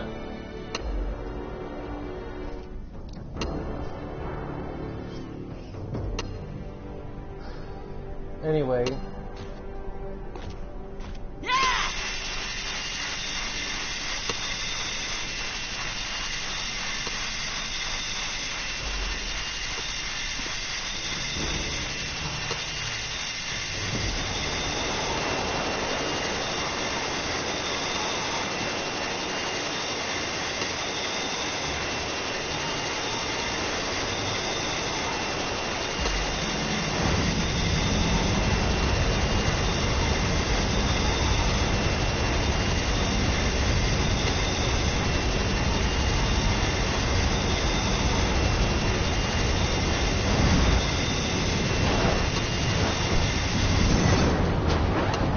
The great part about this is I can use this to just run through enemies. And they'll probably never touch me. Or they'll just burn up instantly.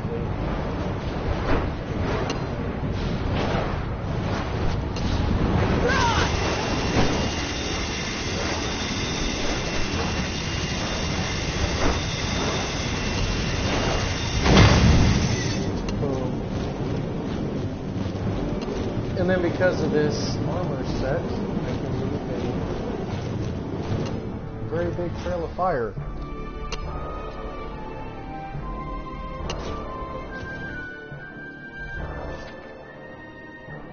So that is all for the Dwarven Engineer. Let's move on to the other ones.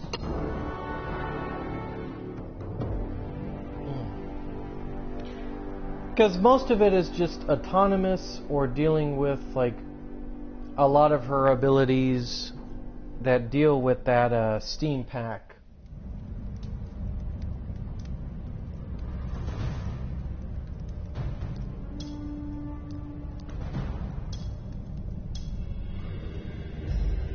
I know I've said it multiple times throughout the end of this stream, but once again, guys, I do have to apologize for losing my composure.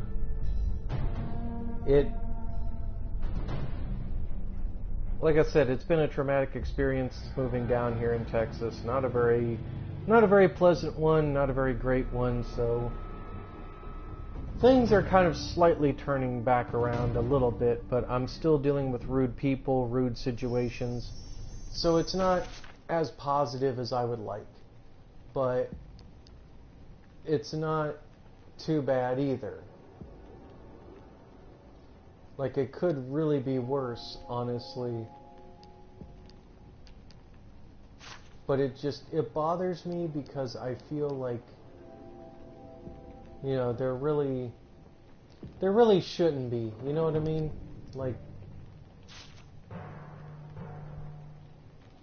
Like nobody should be like that.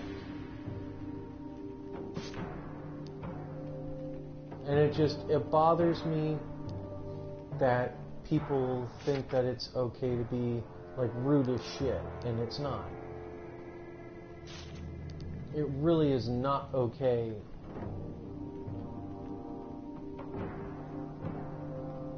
In fact, it's quite the opposite. I can't stand people that are like that.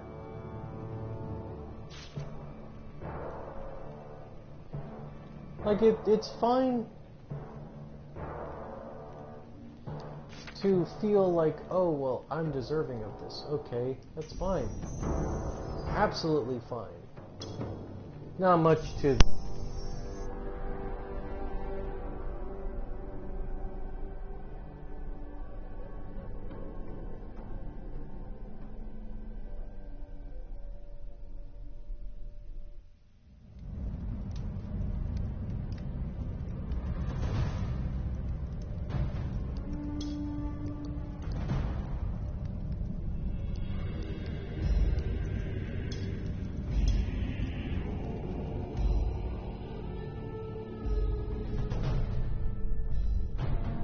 on a good note, so I'm going to show you guys, like, briefly some of the different classes, and you guys can pause and read them, like those of y'all that want to watch it back later.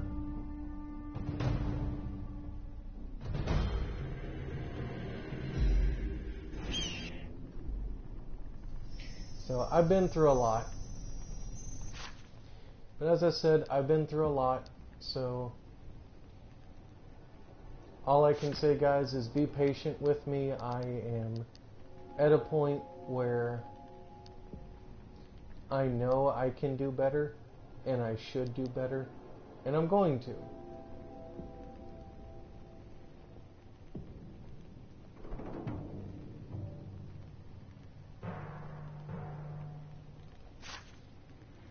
So I'm at a point where I'm happy. That's what should matter with this.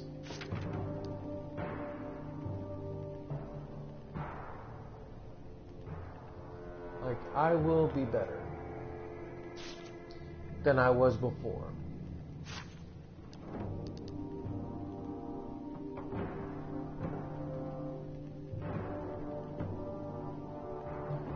So, we'll see how things go.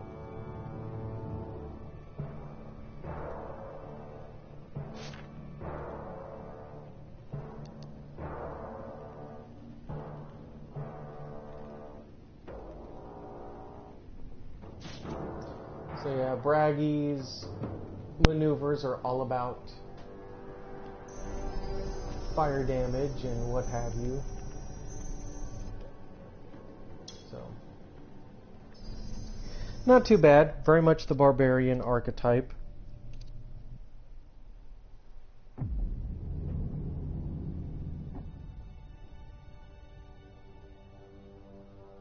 But, yeah, we'll see what we can get into, guys. I promise that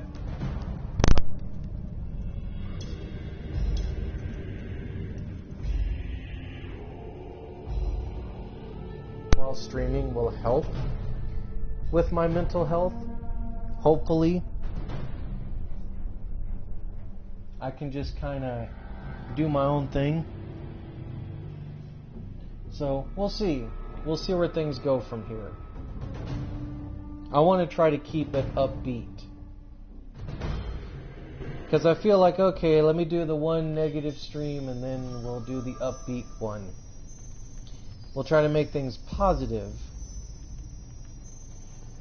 So I may stream this, I may stream Avengers, etc. so forth. Just every once in a while, like, do streams just to kind of chill out and do something fun and run a couple of missions here and there. Whether it be Path of Exile or Chaos Bane or Inquisitor Martyr. I might even do some stuff for the Atelier series. I've been getting really heavy into the Atelier like games. Maybe do those for relaxation streams. Okay, so we got Alyssa the Wood Elf. So let's... This is probably one of my favorite armor sets, and this is what I keep her with, which is Queen's Chosen. This increases all the poison skills. What's really cool is it's improved. It no longer requires any skill points.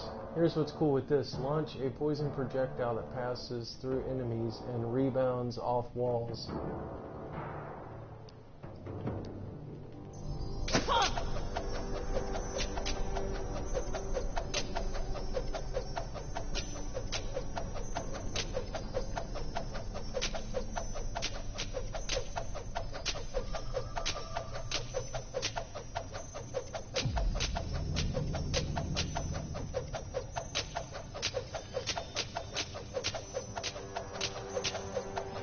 How's that for a deadly maneuver?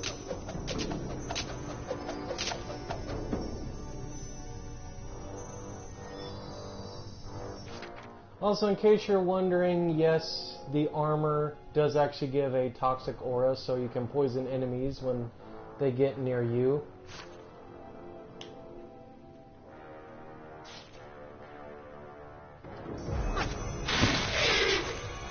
I need to focus. Where is it? Wait a minute. I thought oh, wait a minute.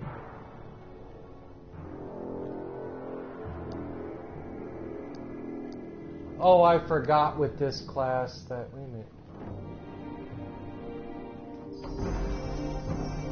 Thus, 12. Claw and kill.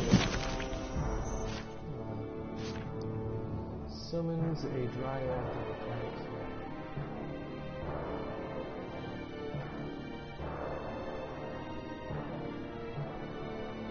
Did they change this? Hang on. Summons a dryad that attacks enemies. The dryad remains until it is killed, but you can only summon one at a time. Call it the...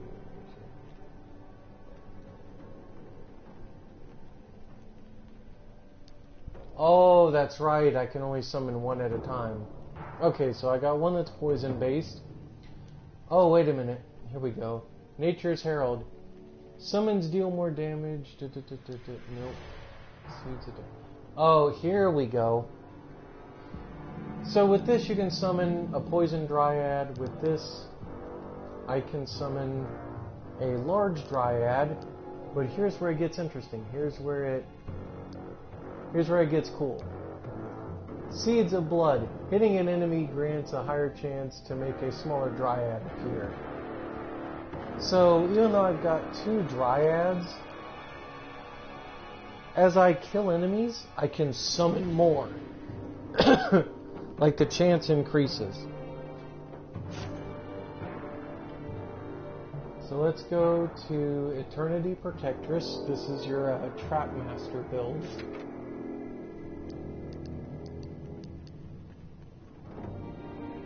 This deals more trap damage.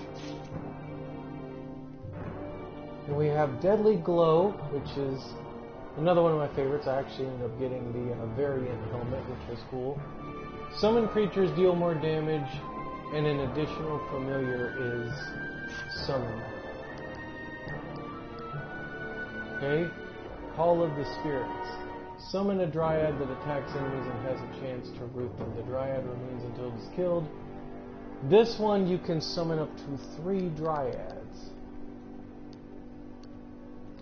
So this is basically... So Deadly Glow is basically your minion summoning, like, armor set. I'll show you what I mean.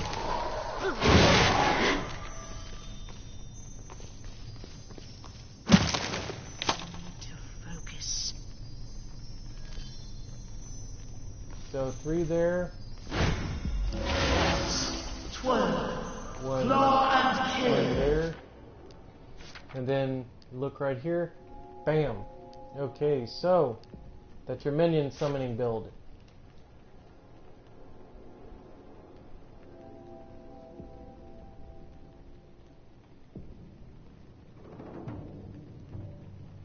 And this causes brambles on the ground, hungry roots. Lay a persistent trap on the ground that triggers when an enemy is near. Da, da, da, da, da. So this is just dealing more with like nature and whatnot. Okay. So this is Alyssa, probably one of my favorite characters, right next to Ellen Tier. Shocking, because I'm more of a dwarven kind of person when it comes to fantasy games. But the elves actually surprised me in this game. They got a lot of cool skills. Very cool skills. And now we move on to the final one, which is Ellen Tier. Probably my absolute favorite character in this entire game, and you'll see why. Oh. Ugh. Oh man, it's almost noon. What happened to the time? Oh, I must have woke up at 9. I was like looking, I'm like, wait a minute, I've almost got like 2 hours and it's like almost noon. I'm like, maybe I slept till 8 or 10, till like 9 or 10. Sometimes with streaming, you don't know.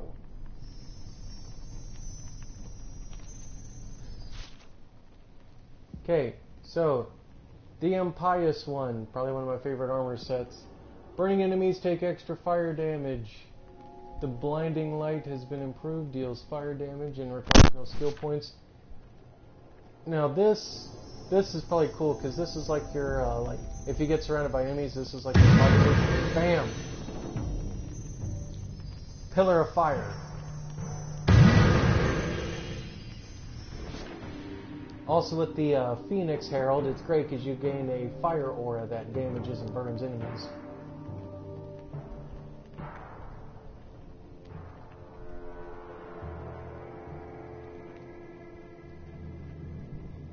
Now we have the Defender of...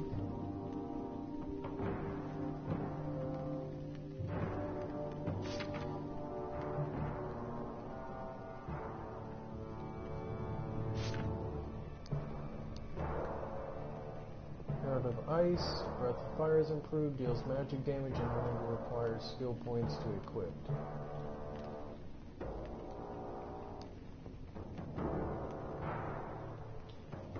Now what does this say? Casting a magic spell reduces damage for all players, casting a fire spell grants health. Now, here's where it gets interesting. Summons a dome that slows enemies down. Now let me show y'all why this is kind of interesting. See, that to me is cool.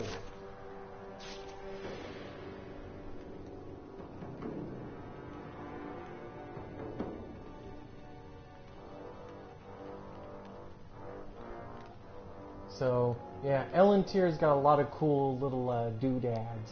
A lot of little things that he can do. So we've got this. We've got the Impious one.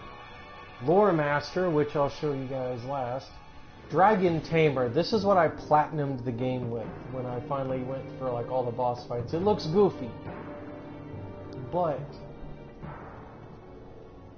this sword sends out magic missiles as you're attacking. Focusing Crystal.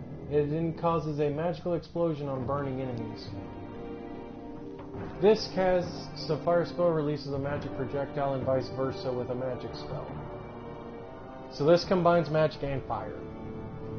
And the arcane binding skills. Let me show you all what this does. Deals magical damage, increases fire skill damage, and reduces energy output, etc. What this means is that basically everybody gonna get messed up. Lore Master.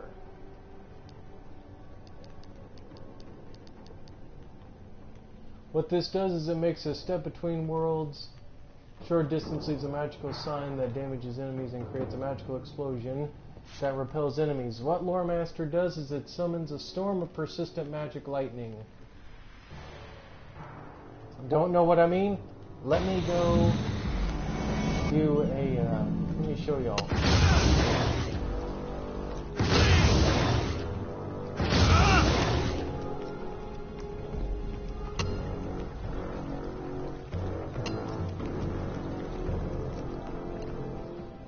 Now let me show you why I like the Lore Master and why it's one of my favorite armor sets for Ellen tier, and why I tell people this is the armor set that you'll probably want to use.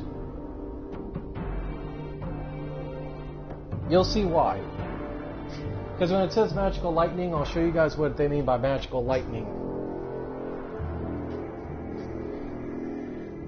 Just to give you guys a basic idea of how crazy OP this thing is, and why it would be handy.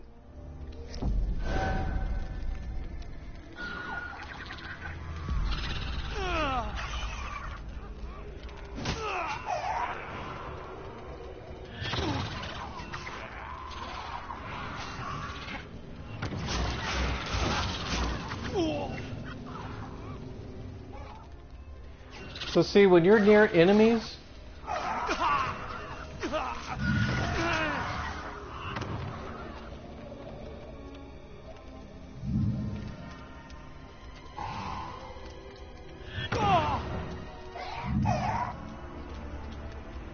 just watch. See, when there are no enemies nearby, perfectly fine. But when you're near enemies, or you go to confront them, let me zip over here, starts having lightning storms form around you.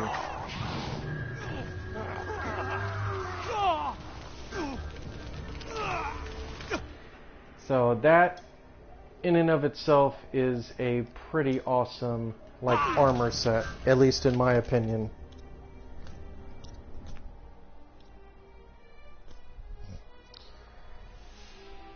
But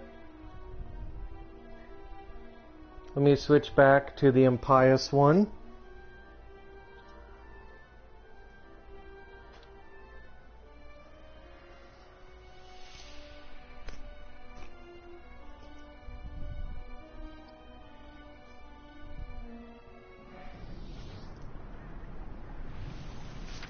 So in a nutshell, that is pretty much all of the characters in Warhammer Chaos Bane.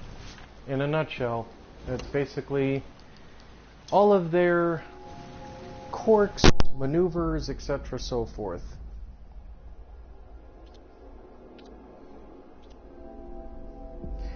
Personally, for me, top two definitely has to be definitely Hyder and Ellen tier are definitely my two favorites. So definitely my absolute favorites is Ellen tier, Hyder, Keela, and Alyssa. That's not to say that Volan and Braggy is definitely good too. All the characters, I really like each of their unique moves.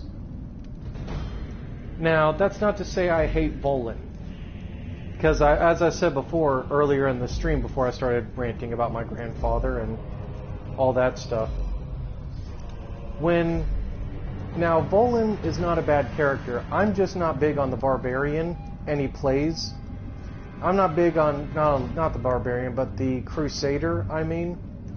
I'm not a big fan of the Crusader in D3, and that's what Volan plays the most like. He plays like the Crusader, like a lot of holy maneuvers and melee and, you know, war cry auras, etc., which, it's not bad. You know, he's a very good character. If you're somebody who loves tanky characters, Volan is right up your alley. He's got a lot of good benefits. But I'm not a tanky person, so I don't kind of like those characters too much. They tend to be the last characters I work with. Braggy is the exception because he's got a cool locomotion like an axe chain, which can get across the battlefield pretty easily. He also has like a throwing axe maneuver, kind of like the Barbarian does. So it's great to go at range and melee with him. He's a hybrid character, which I like that. Alyssa I like by default just because I'm a summoner character kind of person, so that already makes her a like for me, and I love a lot of her poison attacks. Very roguelike, very squishy, so you got to be very careful with using her. Very much ranged, so get used to quickly strafing in and out of enemies.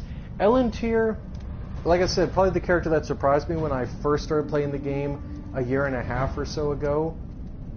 Maybe even longer than that. But he's been very fascinating to me to like do builds and stuff for. At least before I had the internet cut off, he was fun to like play as. And it was definitely fun for me because there's so many experiments that you can do with him as far as like his magic abilities and how to set him up. But he's definitely a character that I easily had the most fun with, like just, and he's very much the advanced character. He's like the advanced character that you kind of have to tinker around to find the right combination with him. He's not an easy character to crack, so to speak, or like get a certain skill set with. Keela's kind of the same thing. Keela's very deep into customization. She's fascinating to me in the fact that there's so many different ways that you can customize her. I always go for stuff that goes for high overheat, mainly because a lot of, you know, especially if you're like in the clutch with a lot of enemies, those overheat abilities will actually help you significantly, especially if you have the right armor set. Like I've got Forge Heart here, which when she does overheat, it causes a trail of fire to be leaved behind her. You add that in with the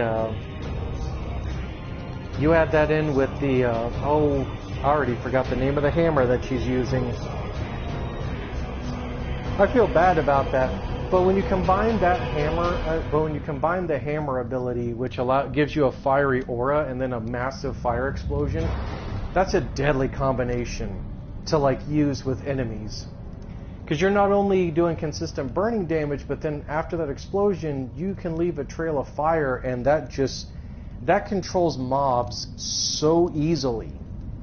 Like it's like self-contained, and I kind of like that. And I also like that when you use the battle architect armor, you can just put down 3 turrets. Because that's basically what that autonomous ability is. It's just you're placing a turret.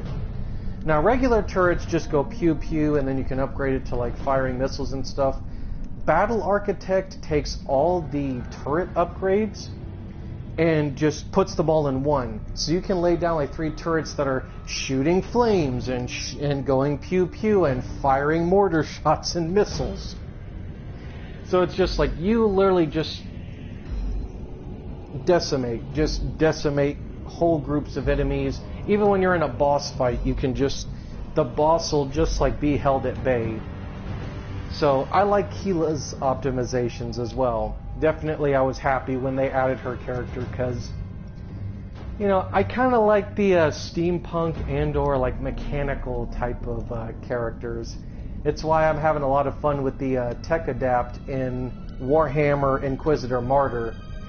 It's all kinds of fun things. And then, of course, now that I've fully completed them, both on this stream and in general, I'm having a lot of fun with Hider. I didn't think that the Witch Hunter was going to be fun because when I first saw gameplay footage, I thought, oh, this is just the Demon Hunter with like a melee stance. This is what the Demon Hunter should have been in Diablo 3, at least in my opinion. A character that can attack both in melee and ranged, and set traps, and all of the above. Like using like Shadow, or in the case of the Witch Hunter, holy techniques that can take on enemies. And as y'all basically saw as I was running earlier in the stream, the Witch Hunter is no joke. The Witch Hunter is a badass. And probably, if this is the character that they wanted to end support, quote unquote, on the game on, they definitely made a very good choice. Because I was not expecting the Witch Hunter to actually be as versatile as he is. And it's especially fun to kind of tinker around with both the melee and the ranged abilities. I very much find that I like a ranged build for this character. I feel like ranged just does a little bit better than melee does. And that, that's just personal preference for me, but I've seen a lot of other builds where people are able to do like a full melee Witch Hunter with like maybe some gunplay and vice versa. So much like Elentier and Keela, Jürgen Heider, the Witch Hunter, is very versatile. There's a very deep like skill tree and customization with him, and especially with a lot of his armor, and especially with all the armor sets that I showed you guys. Like, I know for sure that that Blessed Flames is probably going to be the armor I'll use the most, just because that combat roll that I use for locomotion, knowing that I can set a trap at the beginning, that I can have a trail of flames, an icon of Sigmar which restores your energy and reduces your damage output, and you have like a holy explosion or combustible explosion at the end of your roll. Like, I don't know about you guys, but holy crap, that's going to come in handy for so many situations that I can actually think of when I'm running other dungeons. But that, guys, is all of this particular session of Warhammer Chaos Bane. I've actually had a lot of fun. This game definitely has been one of my favorites. But at least for now, I'm not going to say, never say never. It's not like I'm not ever going to play the game again, but I'm going to retire it for now because I have so many other games that I want to try to play, but I wanted to download it, get through all of the campaign with the Witch Hunter, get all of his heroics, kind of just experiment, see what builds I could work with. And now that I've kind of, especially on this stream, finally got the gloves for the Imperial Martyr set, after trying and trying and trying, and then eventually at like 1:10 in the morning, I'm like, I need to go to bed, finally get it, because the RNG gods love to mock me when it comes to rolls for armor sets. So I'm looking forward, guys, to, just playing all my other games and, getting through those. But I've had a lot of fun with this. And this is definitely going to be a game I come back to when I want a game that, like, I can release a lot of, like, aggression onto. Because it's fun. I'm sorry. Like, much like Diablo 3 and a lot of other games like this in the isometric RPG genre, I just love going through hordes of enemies, Dynasty Warrior style, and just blasting the absolute crap out of them. just eviscerate all of my enemies for no reason, other than the fact that it's like, yes, go down, die. I will destroy you. Vehemently and passionately.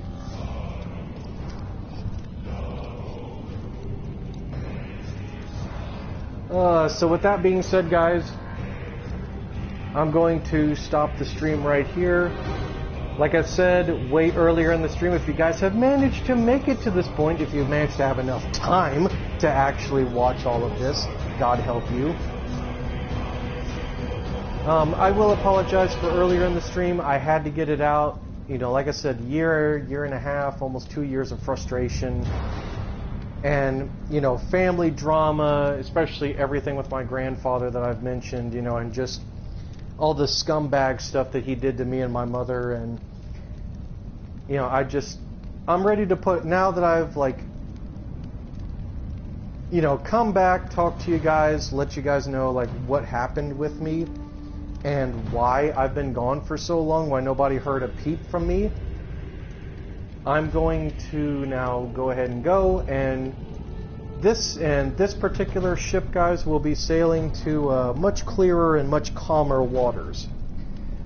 So with that being said, guys, I will see you all in the next one, depending on where it is. If and when, you know, sorry, it's going to be kind of last minute, impulsive, or sporadic, because, you know, I still got a lot of unpacking to do still, as weird as that sounds. Still got a lot of unpacking, getting settled in, and slowly just trying to get stuff together, as I've been doing for the past month, helping my mother out while trying to find a job of my own. But with that being said, guys, I will see you all in the next stream. See you all in the next one. I hope you guys have a better day. Don't worry about me. I am absolutely fine. As I said, going towards clearer and calmer waters, and things hopefully will start going a little bit smoother. You know, since this very traumatic and very like angsty move to Texas. So of course, you know, peace, one love, peace, love, chicken grease, all that good stuff. I can't believe I just actually said that. It's okay. Y'all can bonk me for that. That was a very bad joke. But take care, guys, and as always, I will see you in the next one, and y'all take care.